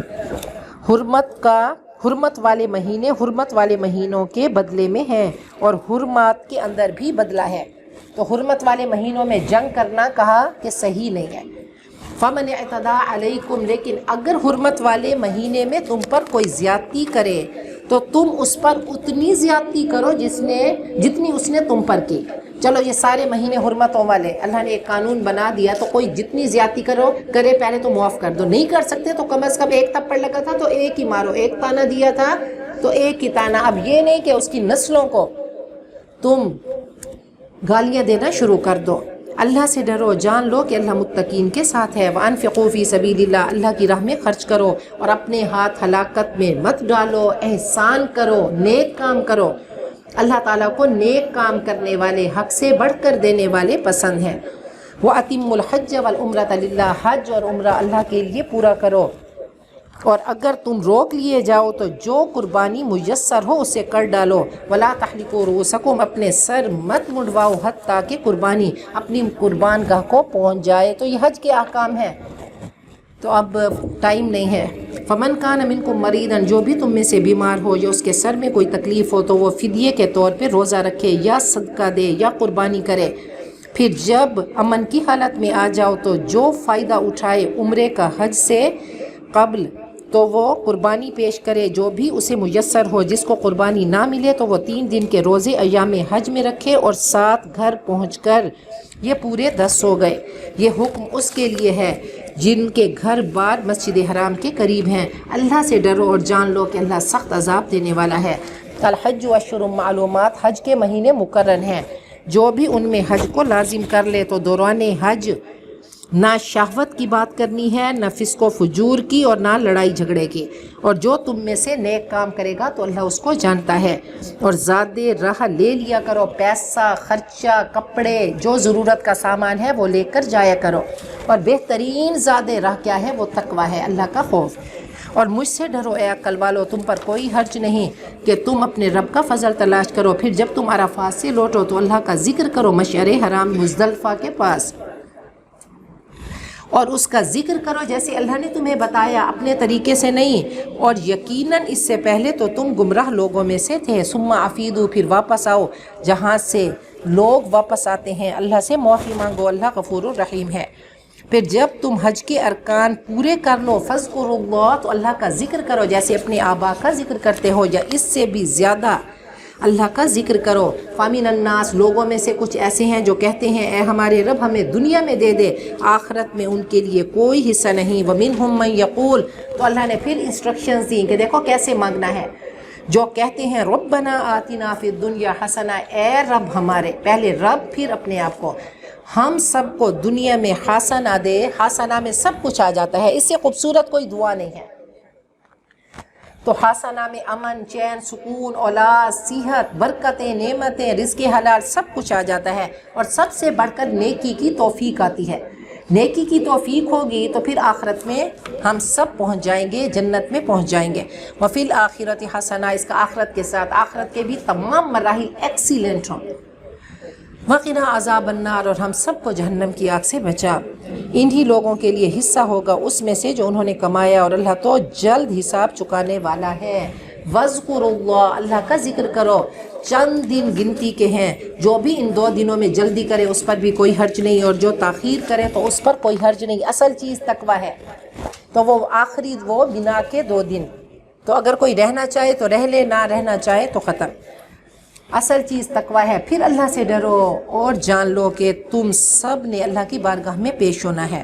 وَمِنَ النَّاسِ، اور لوگوں میں سے کچھ ایسے ہیں کہ ان کی باتیں آپ کو دنیا کی زندگی میں پسند آتی ہیں۔ یہ اخنس بن شریک اور ہر وہ منافق جو گفتار کا غازی، ایسی چکنی چپڑی باتیں ہیں کہ وہ باتیں اچھی لگتی ہیں، اور اللہ گواہی دیتا ہے کہ اس کا دل گندا ہے جو اس کے دل میں ہے، اور وہ سخت بغض رکھنے والا جھگڑالو ہے۔ اللہ ایسے کیریکٹر سے ہم سب کو بچائے، ہمیں، ہماری نسلوں کو، ہمارے دوستوں کو، کہ جو اس کے منہ پہ، اس کا دوسرے کے منہ، دوسرے کو پتہ ہی نہیں کہ اس کی جڑیں کاٹی جا رہی ہیں۔ وَإِذَا تَوَلَّى، اور جب وہ لوٹتا ہے یا اقتدار حاصل کرتا ہے تو وہ کوشش کرتا ہے زمین کو تباہ کرنے کا، فساد کرنے کا، اور کھیتی اور نسلوں کو تباہ کر کے رکھ دیتا ہے۔ اللہ فساد کو پسند نہیں کرتا۔ وَإِذَا قِيلَ لَهُ اتَّقِ اللَّهَ، اور جب اس سے کہا جاتا ہے اللہ سے ڈر، تو اس وقت اس کو جھوٹی عزت نفس جما دیتی ہے گناہ پر، کہ نہیں، سننا ہی نہیں چاہتے کہ میں تو پرفیکٹ ہوں، تو اس کو جہنم کافی ہے اور برا ٹھکانہ ہے۔ آگے اپوزٹ اللہ نے بتا دیا، وَمِنَ النَّاسِ، اور لوگوں میں سے وہ خوش نصیب ہیں جو اپنے آپ کو، اپنی جان کو اللہ کی رضا کے لیے بیچ دیتے ہیں، اور اللہ تو بندوں پر شفقت کرنے والا ہے۔ پھر صحابہ کرام کی زندگی کو ذہن میں لے کر آئیے، کیسے حضرت صہیب کے بارے میں ہے کہ وہ چھوٹے بچے تھے، ماں کے ساتھ جا رہے تھے، تو راستے میں ڈاکہ پڑا، اور پھر اس دور میں اغوا کر کے پھر آگے بیچ دیا جاتا تھا۔ انتہائی خوبصورت تھے، انتہائی خوبصورت بچے، تو عربی نسل تھے۔ بہرحال وہ بکتے بکاتے نبی اکرم صلی اللہ علیہ وسلم کے پاس آئے اور آتے ہی کلمہ پڑھ لیا۔ اب جب آپ نے ہجرت کی تو حضرت صہیب نے بھی ہجرت کی، اور جب ہجرت کرنے لگے تو مشرکین پیچھے آئے، تو انہوں نے کہا میرا مال چاہیے، سارا مال لے لو، مجھے چھوڑ دو۔ اور پھر آپ کے قدموں میں جب مدینہ منورہ آپ کی خدمت اقدس میں حاضر ہوئے تو آپ نے فرمایا رابح البیع، کیا خوبصورت ہو، تجارت کر کے آئے ہو، رب کی رضا لے کر آئے ہو، جنت کو تو نے پا لیا، دنیا کو چھوڑ کر جنتوں کو پا لیا۔ یا ایھا الذین آمنوا، اے ایمان والو، اسلام میں پورے کے پورے داخل ہو جاؤ، شیطان کے قدموں کی پیروی نہ کرو، یقیناً وہ تمہارا واضح دشمن ہے۔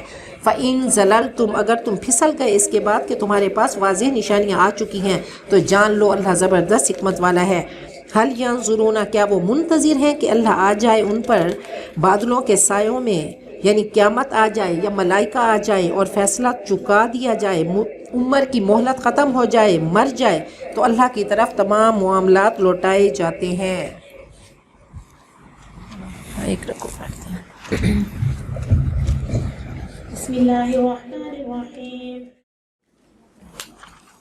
سل بنی اسرائیل کم آتیناہم من آیت بینہا، اے مسلمانوں بنی اسرائیل سے پوچھو کہ ہم نے ان کو کتنی روشن نشانیاں عطا کی، اور جو بھی اللہ کی نعمت کو بدل دے آنے کے بعد تو اللہ سخت عذاب دینے والا ہے۔ زُیِّنَ لِلَّذِینَ کَفَرُوا الْحَیَاةُ الدُّنْیَا، کافروں کے لیے دنیا کی زندگی کو مزین کر دیا گیا، خوبصورت بنا دیا گیا، اور وہ ایمان والوں کا مذاق اڑاتے ہیں۔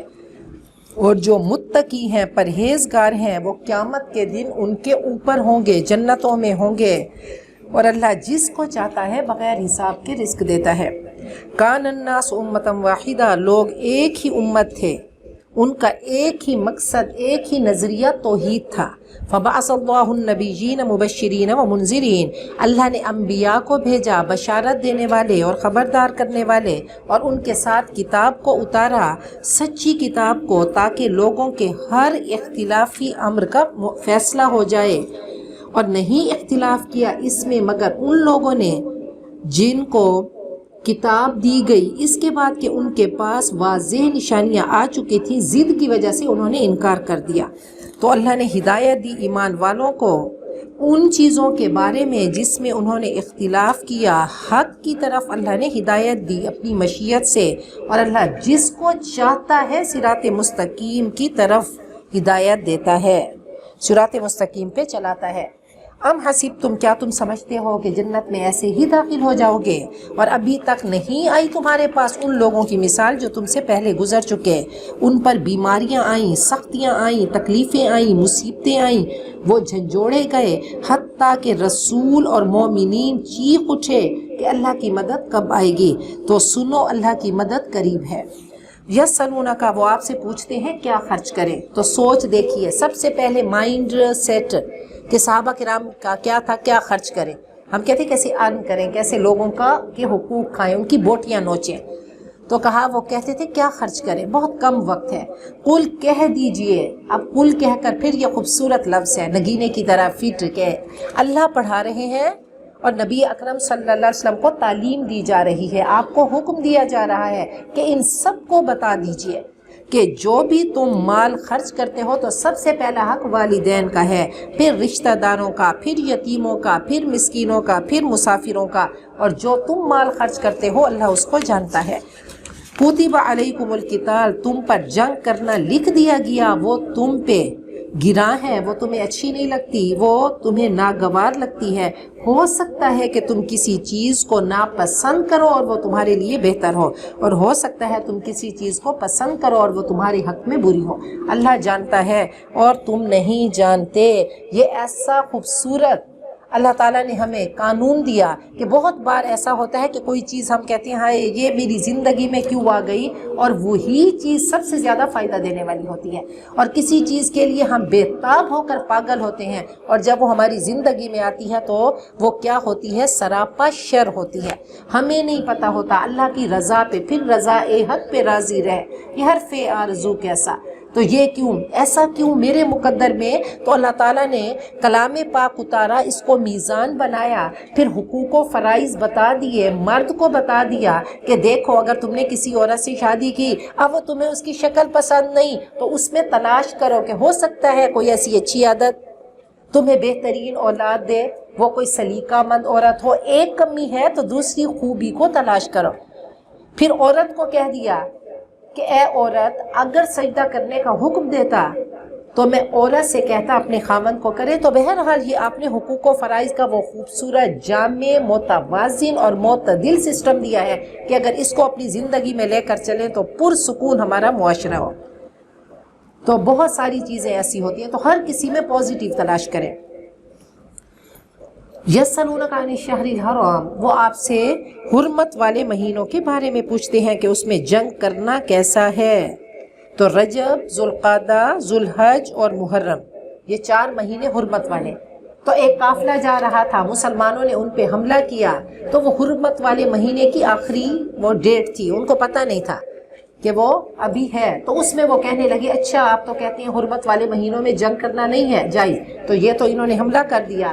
تو اللہ کا جواب آیا، قل، اے نبی ان کو بتا دیجئے اس میں جنگ کرنا ہے تو بہت بڑی بات، لیکن اس سے بڑا گناہ کیا ہے کہ وہ جب کوئی انسان کوئی چھوٹا گناہ کرتا ہے تو کہا پہلے اسے بڑا گناہ سوچو، اسے بڑا کیا ہے؟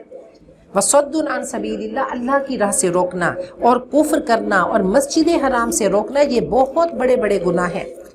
اور وہاں کے رہنے والوں کو جلا وطن کر دینا، مکہ سے نکال دینا، یہ اللہ کے ہاں بہت بڑے جرائم ہیں، اور فتنہ، ظلم کرنا یہ قتل سے بھی زیادہ بڑا ہے۔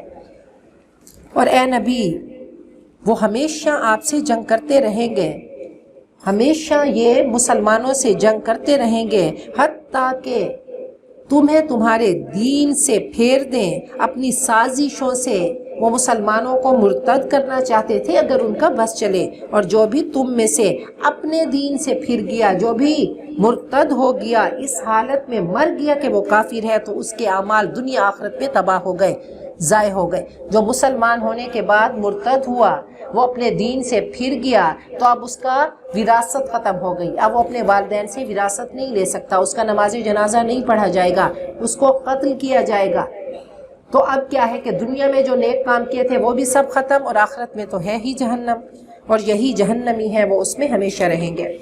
ان الذین آمنوا، یقیناً وہ لوگ جو ایمان لائے اور جنہوں نے ہجرت کی اور اللہ کی راہ میں جہاد کی، یہ لوگ اللہ کی رحمت کے امیدوار ہیں. اللہ غفور الرحیم ہے. یسألونک، وہ آپ سے پوچھتے ہیں شراب اور جوا کے بارے میں. قل، بتا دیجئے، فیہما اسم کبیر، ان دونوں میں بڑا گناہ ہے اور لوگوں کے لیے فائدے بھی ہیں، اور ان کا گناہ ان کے نفع سے زیادہ بڑا ہے. وَيَسْأَلُونَكَ مَاذَا يُنْفِقُونَ، اور وہ آپ سے پوچھتے ہیں کہ وہ کیا خرچ کریں. کہہ دیجئے جو ضرورت سے زائد ہو. ایسے ہی اللہ تمہارے لیے اپنی آیات بیان کرتا ہے.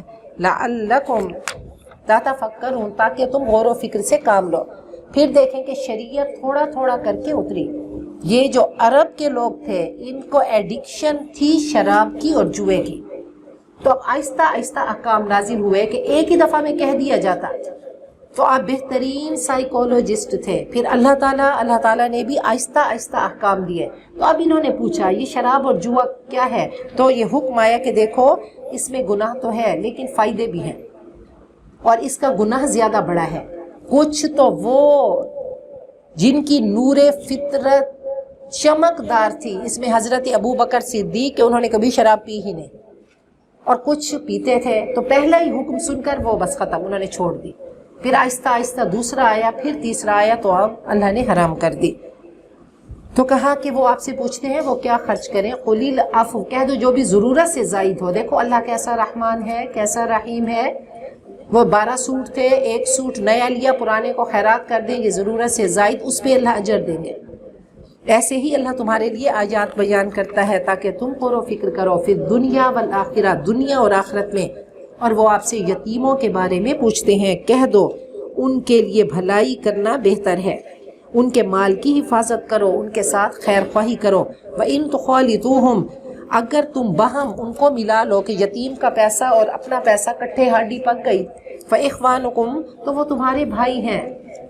اللہ جانتا ہے کون ہے برائی کرنے والا اور کون بھلائی کرنے والا ہے، کہ نیت کیا ہے، مقصد کیا ہے.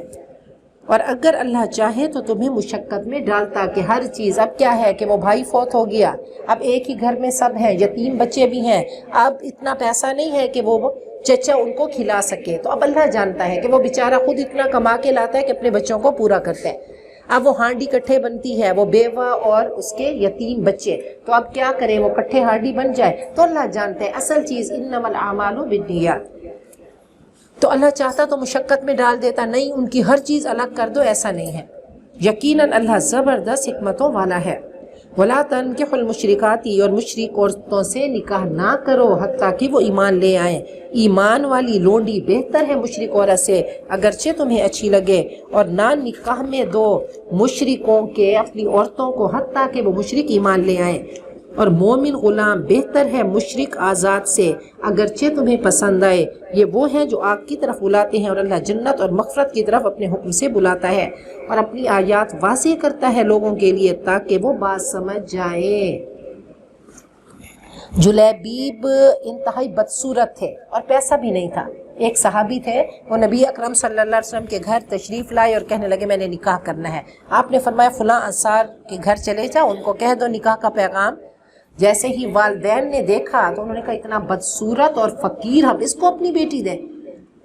تو بیٹی نے جب سنا تو اس نے کہا کس نے آرڈر کیا؟ تو انہوں نے کہا کہ نبی اکرم صلی اللہ علیہ وسلم نے میسیج بھیجا ہے. تو اس نے کہا میرے رسول نے، تو یہ محبت ہے. تو انہوں نے کہا نہیں میں نے اس سے نکاح کرنا ہے. بہرحال نکاح ہو گیا.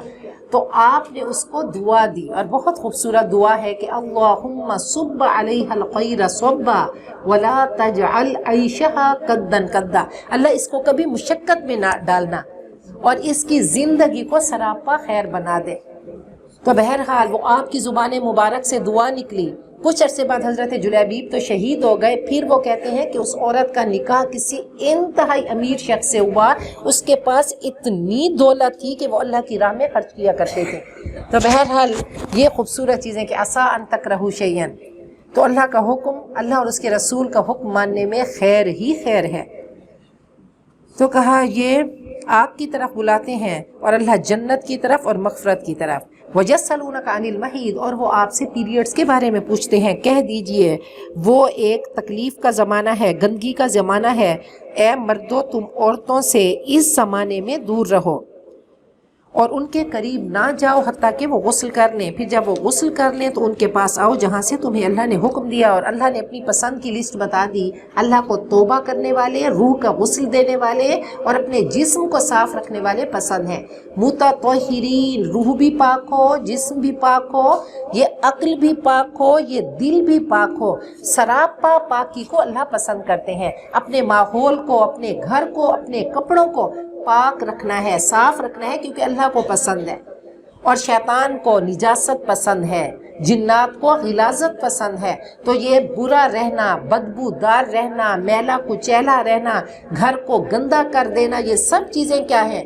یہ اللہ کو ناپسند ہیں۔ تو اللہ کی پسند کیا ہے؟ پاک صاف رہنا اور توبہ کرنا، توبہ کرتے رہنا۔ نیکی کر کے بھی توبہ کریں کہ استغفر اللہ، اللہ پتہ نہیں یہ نیکی قبول ہوئی کہ نہیں ہوئی۔ تو انشاءاللہ روح کو وہ توبہ کے غسل سے پاک کرتے رہنا ہے، استغفار سے پاک کرتے رہنا ہے۔ نساؤکم حرث لکم، اے مردو یہ عورتیں تمہارے لیے کھیتی کی طرح ہیں، اپنی کھیتی میں آؤ جہاں سے جس طرح سے تم چاہو، اور اپنے آگے کے لیے بھی سامان کرو، اپنی نسل کو بڑھاؤ، اللہ سے ڈرو، جان لو کہ تمہیں اس سے مل کر رہنا ہے، اور ایمان والوں کو خوشخبری دے دو۔ وَلَا تَجْعَلُوا اللَّهَ عُرْضَةً لِأَيْمَانِكُمْ، اللہ کو اپنی قسموں کا نشانہ نہ بناؤ کہ تم نیکی کرو اور تقوی کرو اور لوگوں کے درمیان اصلاح کرو، اور اللہ سننے والا جاننے والا ہے۔ یعنی ان چیزوں سے نہیں رکنا کہ اللہ کی قسم میں اس کی خدمت نہیں کروں گی، یا میں اس کے گھر نہیں جاؤں گی، یا کوئی نیکی کا کام نہیں کروں گی۔ کسی بھی جائز کام پہ قسم نہیں اٹھا سکتے، تو کبھی بھی قسم ان چیزوں کے لیے نہیں ہے۔ لا یؤاخذکم اللہ باللغو فی ایمانکم، اللہ تمہیں تمہاری بے معنی قسموں پہ نہیں پکڑتا، بلکہ مواخذہ کرتا ہے ان قسموں پر جو تمہارے دل ارادہ کرتے ہیں، اور اللہ تو ہے ہی معاف کرنے والا بردبار۔ للذین یؤلون من نسائہم، جو لوگ اپنی بیویوں سے تعلق نہ رکھنے کی قسم کھا بیٹھتے ہیں ان کے لیے 4 ماہ کی مہلت ہے، اگر وہ پلٹ آئیں تو اللہ غفور الرحیم ہے۔ تو ایلا کیا ہوتا تھا کہ مرد قسم کھا لیتا تھا کہ 4 مہینے میں اپنی بیوی کے قریب نہیں جاؤں گا، پھر آپ نے فرمایا ایسا کرو گے تو طلاق ہو جائے گی، تو ایسا کچھ نہ کرو۔ وَإِنْ عَزَمُوا الطَّلَاقَ، اور اگر وہ طلاق کا ارادہ کریں تو اللہ سننے والا جاننے والا ہے۔ وَالْمُطَلَّقَاتُ، اور جن کو طلاق دے دی جائے وہ اپنے آپ کو 3 پیریڈز روک کے رکھیں، 3 پیریڈز۔ جس کو طلاق ہو جائے تو اس کی عدت 3 مہینے ہے، 3 مینسز۔ وَلَا يَحِلُّ لَهُنَّ، ان عورتوں کے لیے جائز نہیں کہ وہ چھپائیں جو اللہ نے پیدا کیا ان کی رحموں میں۔ اگر وہ پریگننٹ عورت ہے تو بتا دے، اگر وہ فی الواقع اللہ اور آخرت کے دن پر ایمان رکھتی ہیں اور ان کے شوہر زیادہ حقدار ہیں، ان کو اس مدت میں واپس لانے کے، اگر ان کو پتہ چل گیا ایک طلاق دی تھی، پتہ چلا کہ بیوی تو ہے وہ پریگننٹ ہے، تو وہ واپس لا سکتا ہے اگر بیوی بتا دے گی، اگر وہ اصلاح کا ارادہ رکھے، تنگ کرنے کا ارادہ نہ کرے۔ وَلَهُنَّ مِثْلُ الَّذِي عَلَيْهِنَّ بِالْمَعْرُوفِ، اور عورتوں کے لیے بھی معروف طریقے پر ویسے ہی حقوق ہیں جیسے مردوں کے ان پر حقوق ہیں۔ تو اللہ تعالیٰ نے یہ توازن دے دیا، یہ اعتدال دے دیا کہ ایسا نہیں کہ جیسے عورت کے حقوق ہیں ویسے ہی مرد کے، لیکن ڈیوٹیز فرق ہیں، ذمہ داریاں فرق ہیں، حقوق فرق ہیں۔ آگے بتایا وَلِلرِّجَالِ عَلَيْهِنَّ دَرَجَاتٌ، اور مردوں کو 1 درجہ، 1 گریڈ ان پر فضیلت ہے۔ واللہ عزیز حکیم، اور اللہ زبردست حکمت والا ہے۔ خدا نہ خواستہ کوئی مرد اپنی بیوی پہ ہاتھ اٹھاتا ہے تو بیوی اب ہاتھ نہیں اٹھا سکتی، تو وہ اللہ کی بارگاہ میں پھر جا کر ہوگا کہ اس نے کیوں اٹھایا، تو بہرحال وہ پھر اللہ تعالیٰ کی بارگاہ میں اس کی عدالت میں جا کر فیصلہ ہوگا۔ الطلاق مرتان، طلاق 2 بار دی جا سکتی ہے، تیسری بار کیا ہے؟ وہ ہمیشہ کے لیے طلاق مغلظہ حرام ہو جائے گی۔ فَإِمْسَاكٌ بِمَعْرُوفٍ، 1 یا 2 طلاقوں کے بعد سیدھے طرح سے روک کے رکھنا ہے، یا احسان کے ساتھ صبر و تحمل سے بھلے طریقے سے چھوڑ دینا ہے۔ اب پھر مرضی ہے، سوچ کا وقت مل گیا 1 یا 2 طلاقوں کے بعد۔ وَلَا يَحِلُّ لَكُمْ، اور تمہارے لیے اے مردو حلال نہیں کہ تم لو جو تم نے ان کو کچھ بھی دیا، طلاق بھی دی، اب حق مہر واپس نہیں لے سکتے۔ إِلَّا أَن يَخَافَا، مگر یہ کہ وہ دونوں ڈریں کہ وہ اللہ کی حدود کو قائم نہ رکھ سکیں گے. اب اتنی لڑائی ہو گئی کہ میاں بیوی کا بس ذہن ہی نہیں ملتا, وہ مزاج میں ہم آہنگی نہیں ہے, موافقت نہیں ہے, تو پھر اللہ نے رکھ دیا چلو طلاق دے دو. یا پھر عورت اتنی تنگ ہے تو وہ خلو لے سکتی ہے کہ انتہائی بد کردار, بد زبان, ظالم, جبر و تشدد کرنے والا, چھوٹی چھوٹی چیزوں پہ طلاق نہیں ہے. فَإِنْ خِفْتُمْ, اگر تم ڈرتے ہو کہ اللہ کی حدوں کو قائم نہ رکھ سکیں گے, تو ان پر کوئی مذائقہ نہیں کہ عورت معاوضہ دے کر علیحدگی حاصل کر دے. عورت اتنی تنگ آ گئی, اب وہ کیا کہے گی کہ یہ جو حق مہر ہے یہ واپس لے لو, میں تمہارے ساتھ نہیں رہ سکتی, خلو لے لے. تلک حدود اللہ, یہ اللہ کی باؤنڈری لائن, اللہ کے احکامات ہیں, ان میں حد سے مت بڑھو, اور جو بھی اللہ کے حدوں میں آگے بڑھتا ہے وہ ظالم ہے.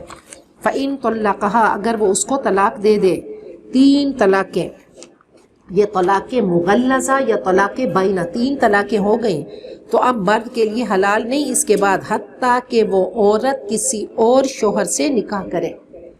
فَإِن طَلَّقَهَا, اب عورت کی اور جگہ شادی ہو گئی, پھر وہاں سے طلاق ہو گئی, تو اب اسے نکاح کر سکتا ہے, ایسے نہیں کرے گا. فَإِن طَلَّقَهَا, اگر وہ اس کو طلاق دے دے, تو اب ان دونوں پر کوئی حرج نہیں کہ وہ رجوع کر لے, اگر وہ سمجھتے ہیں کہ اللہ کی حدوں کو قائم رکھ سکتے ہیں, اور یہ اللہ کی حدیں ہیں, اللہ ان لوگوں کے لیے واضح کرتا ہے جو علم رکھتے ہیں.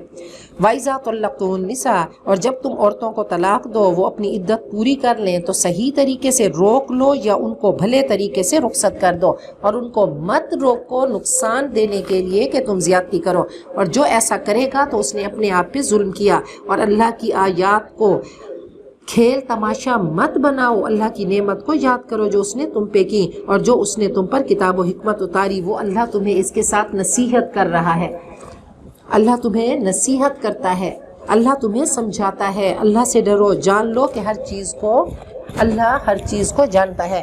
یہ دیکھیں یہ کیسے احکامات ہیں, اور سورۃ البقرہ سب سے بڑی سورت, اور اس میں تمام احکامات آ گئے. اگر ہم ان کو اپنی زندگی میں لے کر آئے, تو کبھی کوئی شوہر اپنی بیوی کو 3 طلاقیں دے کے دھکے دے کے گھر سے نکالے گا, پھر اس کو پتہ ہوگا کہ عورت کے اللہ نے کتنے حقوق رکھے ہیں. پھر ایسا نہیں کہ پسند کی شادی کر لی اور پہلی بیوی کو معلقہ لٹکا کے رکھ دیا, اب اس بیچاری کا نان نفقہ ختم, سب کچھ ختم. تو کتنی اللہ تعالیٰ نے حدود رکھی ہیں نکاح کے لیے, دوسرے نکاح کے لیے کتنی شرائط ہیں. ایک بیوی یہ ایجاب و قبول ہوتا ہے تو اللہ کے ساتھ عہد ہوتا ہے کہ یہ عورت میرے نکاح میں آ رہی ہے, اب اس کا میں پروٹیکٹر ہوں گا, ہر طریقے سے اس کو پروٹیکٹ کروں گا. عورت بھی جب ایجاب و قبول کرتی ہے تو وہ اللہ کو وعدہ دیتی ہے کہ اس شوہر کی میں فرما برداری کروں گی. تو بہرحال یہ چیزیں کیا ہیں, ہمارے دین سے بالکل ہٹ گئی. اب کسی کو پتہ ہی نہیں ہے کہ یہ اللہ کا قانون کیا ہے. جب اللہ کا قانون زندگی میں نہیں آتا تو یہی مسائل ہوتے ہیں, یہی طلاقیں ہوتی ہیں, یہی لڑائیاں, یہ جھگڑے, پھر ایک دوسرے پہ الزام لگائے جاتے ہیں. اگر طلاق ہو جاتی ہے تو اللہ کے واسطے بس ختم کر دیں, بس ایک چیز نہیں ہوئی, اب ایک دوسرے پہ الزام تراشی ہوتی ہے, وہ عورت ایسی تھی, وہ مرد ایسا تھا, تو ان تمام چیزوں کو ختم کر دیں. تو جیسے نماز فرض ہے, اللہ تعالیٰ کے ان احکامات کو ماننا بھی فرض ہے, فرض ہے. تو وَإِذَا طَلَّقْتُمُ النِّسَاءَ, اور جب تم عورتوں کو طلاق دے دو, تو کتنے مرد ہیں جو ان کو پڑھتے ہیں, فَبَلَغْنَ أَجَلَهُنَّ, اور وہ اپنی عدت پوری کر لیں, تو ان کو مت روکو کہ وہ اپنے کسی اور شوہر سے نکاح کرے. اب کوئی مرد کو حق نہیں رہا, اس نے طلاق دے دی, تو بعد میں تنگ کرتے ہیں, بلیک میل کرتے ہیں. اذا ترادو, جو ہلانا ہے تو عورت کو سزا ہے, حالانکہ زیادتی تو مرد نہیں, تو مرد کو کم سزا ہے کہ کسی اور اس کے پاس, مرد کے پاس جائے گی, تو اس کے لیے بھی بہت بڑی, دونوں کے لیے ہے. ہاں, بس اس کے لیے آزمائش ہے, اس کے لیے, مرد کے لیے بہت بڑی سزا ہے کہ اپنی بیوی کو کسی اور مرد کے حوالے کرنا. اذا ترادوا بینہم بالمعروف, جب وہ آپس میں راضی ہوں معروف طریقے سے. یہ نصیحت انہیں کی جاتی ہے جو تم پر اللہ اور آخرت کے دن پر ایمان رکھتا ہے. نصیحت کون لے گا؟ جو اللہ اور آخرت کے دن پر ایمان رکھے گا. یہ تمہارے لیے زیادہ شائستہ اور پاکیزہ طریقہ ہے, اللہ جانتا ہے تم نہیں جانتے. والوالدات, مائیں, جتنی بھی مائیں ہیں, یرضعن اولادہن, صرف اپنی فگر کو خراب ہونے کے لیے اللہ کے حکم کو لے کر آئیں کہ نہیں میرا فگر خراب ہو جائے گا. اللہ کا حکم کیا ہے کہ اپنی اولادوں کو دودھ پلائیں 2 سال پورے.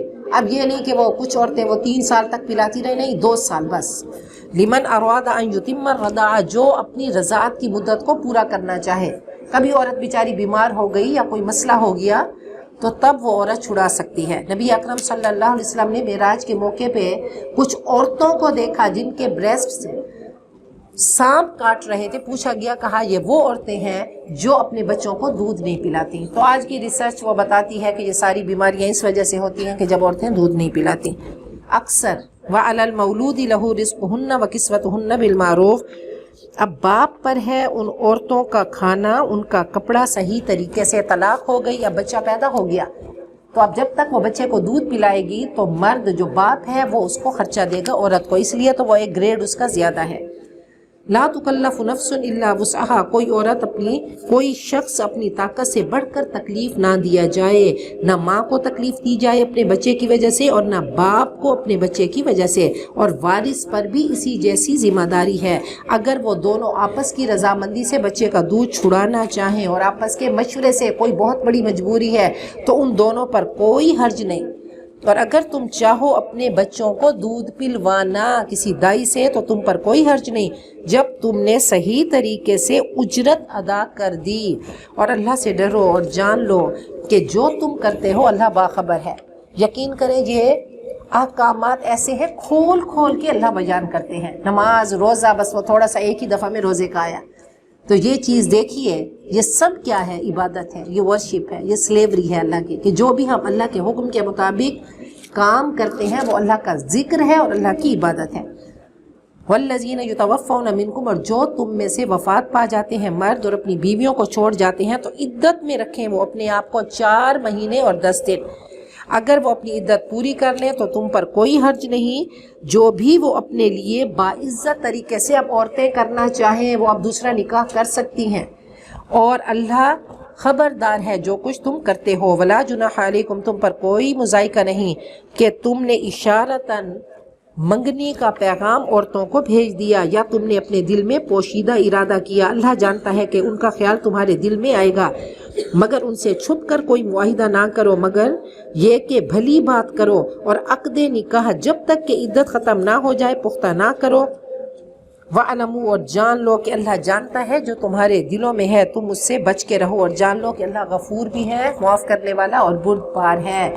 اب وہ اس زمانے کی آج کی معاشرت تو نہیں، وہ میدان جنگ میں شہید ہو جاتے تھے اور پتہ ہوتا تھا یہ بیوہ انتہائی پاک باز ہے، تو صحابہ کرام کے دل میں خیال آتا تھا کہ چلو اس سے نکاح کر لے، تو کہا اتنی اجازت ہے کہ اشارتاً عدت کے دوران اس کو کہلوا بھیجیے گا کہ میرے بارے میں سوچئے، بس یہ نہیں کہ اب میسیجنگ، اب وہ لیٹرز، اب اس کو اس طرح سے نہیں کرنا، بس وہ کہا دل میں خیال تھا تو نکاح کا پیغام صرف ایک بار میں بھیج دیں۔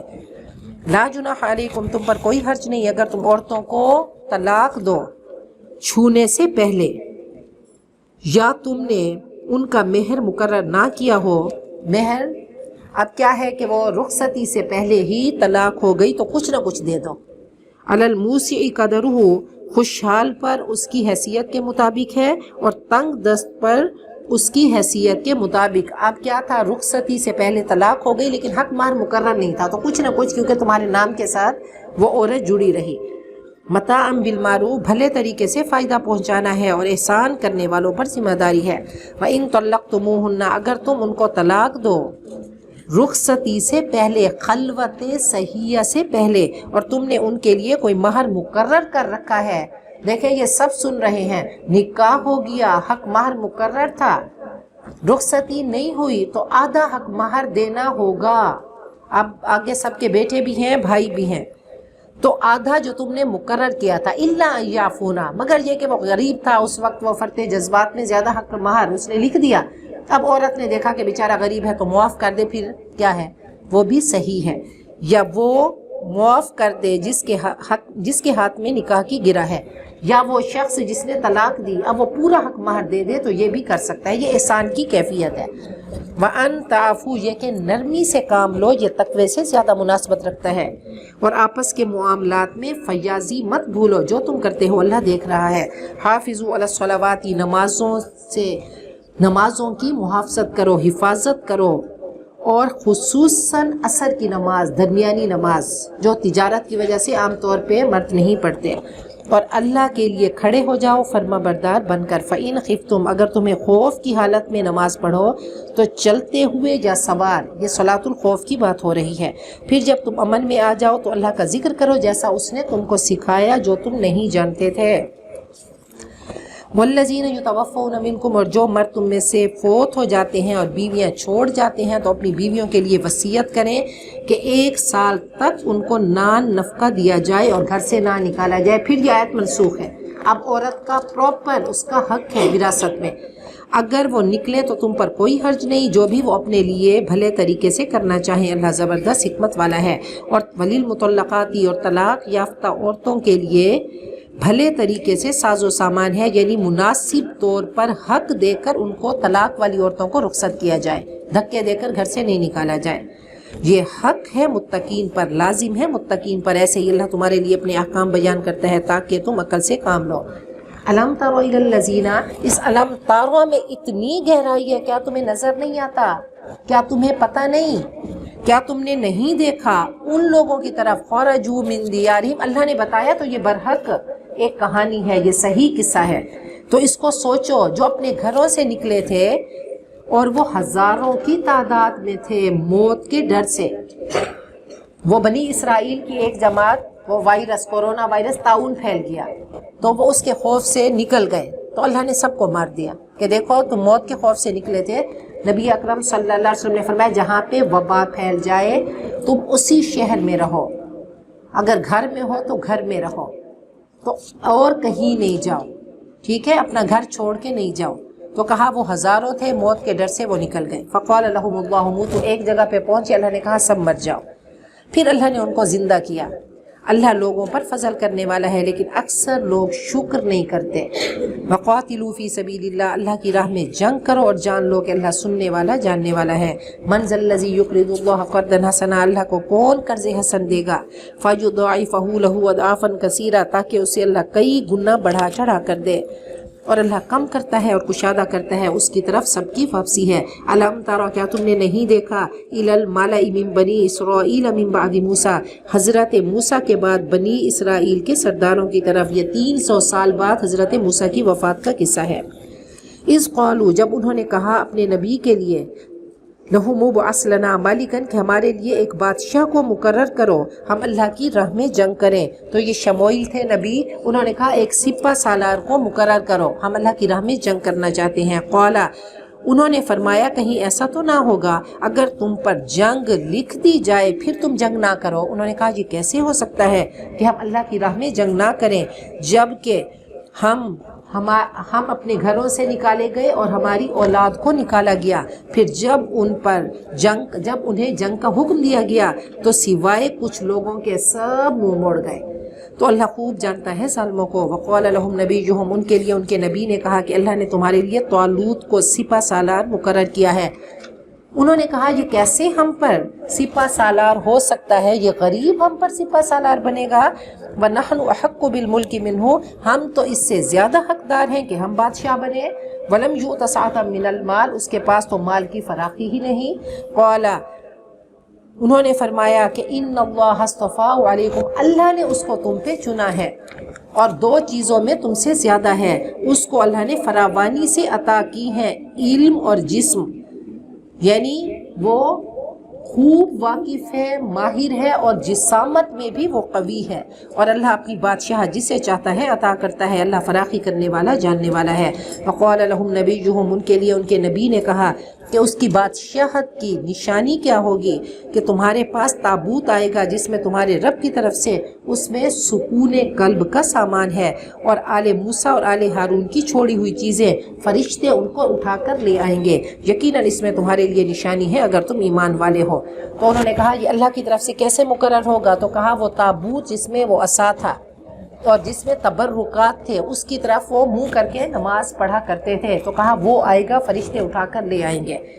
فلما فصل طالوت بالجنود، جب طالوت لشکروں کے ساتھ جدا ہوئے تو کہا کہ اللہ تمہیں ایک دریا کے ذریعے اب تمہاری آزمائش ہوگی، جو اس سے پیے گا اس کا مجھ سے کوئی تعلق نہیں، اور جو پیاس نہ بجھائے وہ مجھ سے ہوگا، مگر جو چلو بھر لے لے پانی۔ انہوں نے اس سے پیا مگر بہت کم، ان میں سے 70,000 لوگوں نے پی لیا، صرف 313۔ اب وہ غزوہ بدر کی تیاری کرائی جا رہی ہے۔ فلما جاوزہ هو والذین آمنوا معه، جب طالوت اور ان کے ساتھ ایمان والے جو تھے انہوں نے اس کو پار کر لیا تو کہنے لگے ہمارے لیے آج طاقت نہیں جالوت اور اس کے لشکروں سے مقابلہ کرنے کے لیے۔ وہ سمجھتے تھے کہ انہوں نے اللہ سے ملنا ہے، وہ کہنے لگے کہ بہت بار ایسا ہوا کہ تھوڑی جماعت اللہ کے حکم سے بڑی جماعت پر غالب آ گئی اور اللہ صبر کرنے والوں کے ساتھ ہے۔ اور جب وہ جالوت کے مقابلے پر نکلے، جالوت اور اس کے لشکروں کے مقابلے پر نکلے تو کیا کہنے لگے؟ قالو، مومنین کہنے لگے اے ہمارے رب ہم پر صبر کا فیضان کر اور ہمارے قدموں کو جما کے رکھ اور کافروں کے خلاف ہمیں فتح نصیب کر۔ تو ساتھ میں آمین کہیں کہ اللہ ہمارے بھی دشمن ہیں تو اللہ ہمیں دشمنوں پہ فتح عطا کر۔ فہزموہم بإذن اللہ، آخر کار انہوں نے اللہ کے حکم سے شکست دی۔ داود نے جالوت کو قتل کر دیا، اللہ نے حضرت داود کو بادشاہت اور حکمت عطا کی اور ان کو وہ سکھایا اس سے جو اللہ نے چاہا۔ اگر اللہ لوگوں کو ایک دوسرے کے ذریعے طاقتوروں کو کمزوروں کے ذریعے دور نہ کرتا تو زمین میں فساد پھیل جاتا، اور اللہ تو جہان والوں پر فضل کرنے والا ہے۔ تلک آیات اللہ، یہ اللہ کی آیات ہے، ہم اس کو آپ پر ٹھیک ٹھیک پڑھ رہے ہیں۔ وَإِنَّكَ لَمِنَ الْمُرْسَلِينَ، اور یقیناً آپ اللہ کے نبی ہیں، آپ اللہ کے رسولوں میں سے ہیں، اللہ کے ایمبیسیڈر ہیں۔ ربنا آتنا فی الدنیا حسنہ وفی الآخرۃ حسنۃ وقنا عذاب النار۔ یا رب العالمین، دنیا آخرت کی تمام حسنات اللہ ہمارے نصیب میں، ہمارے بچوں کے نصیب میں لکھ دے اور ہم سب کو اللہ جہنم کی آگ سے بچا دے۔ وآخر دعوانا الحمدللہ رب العالمین۔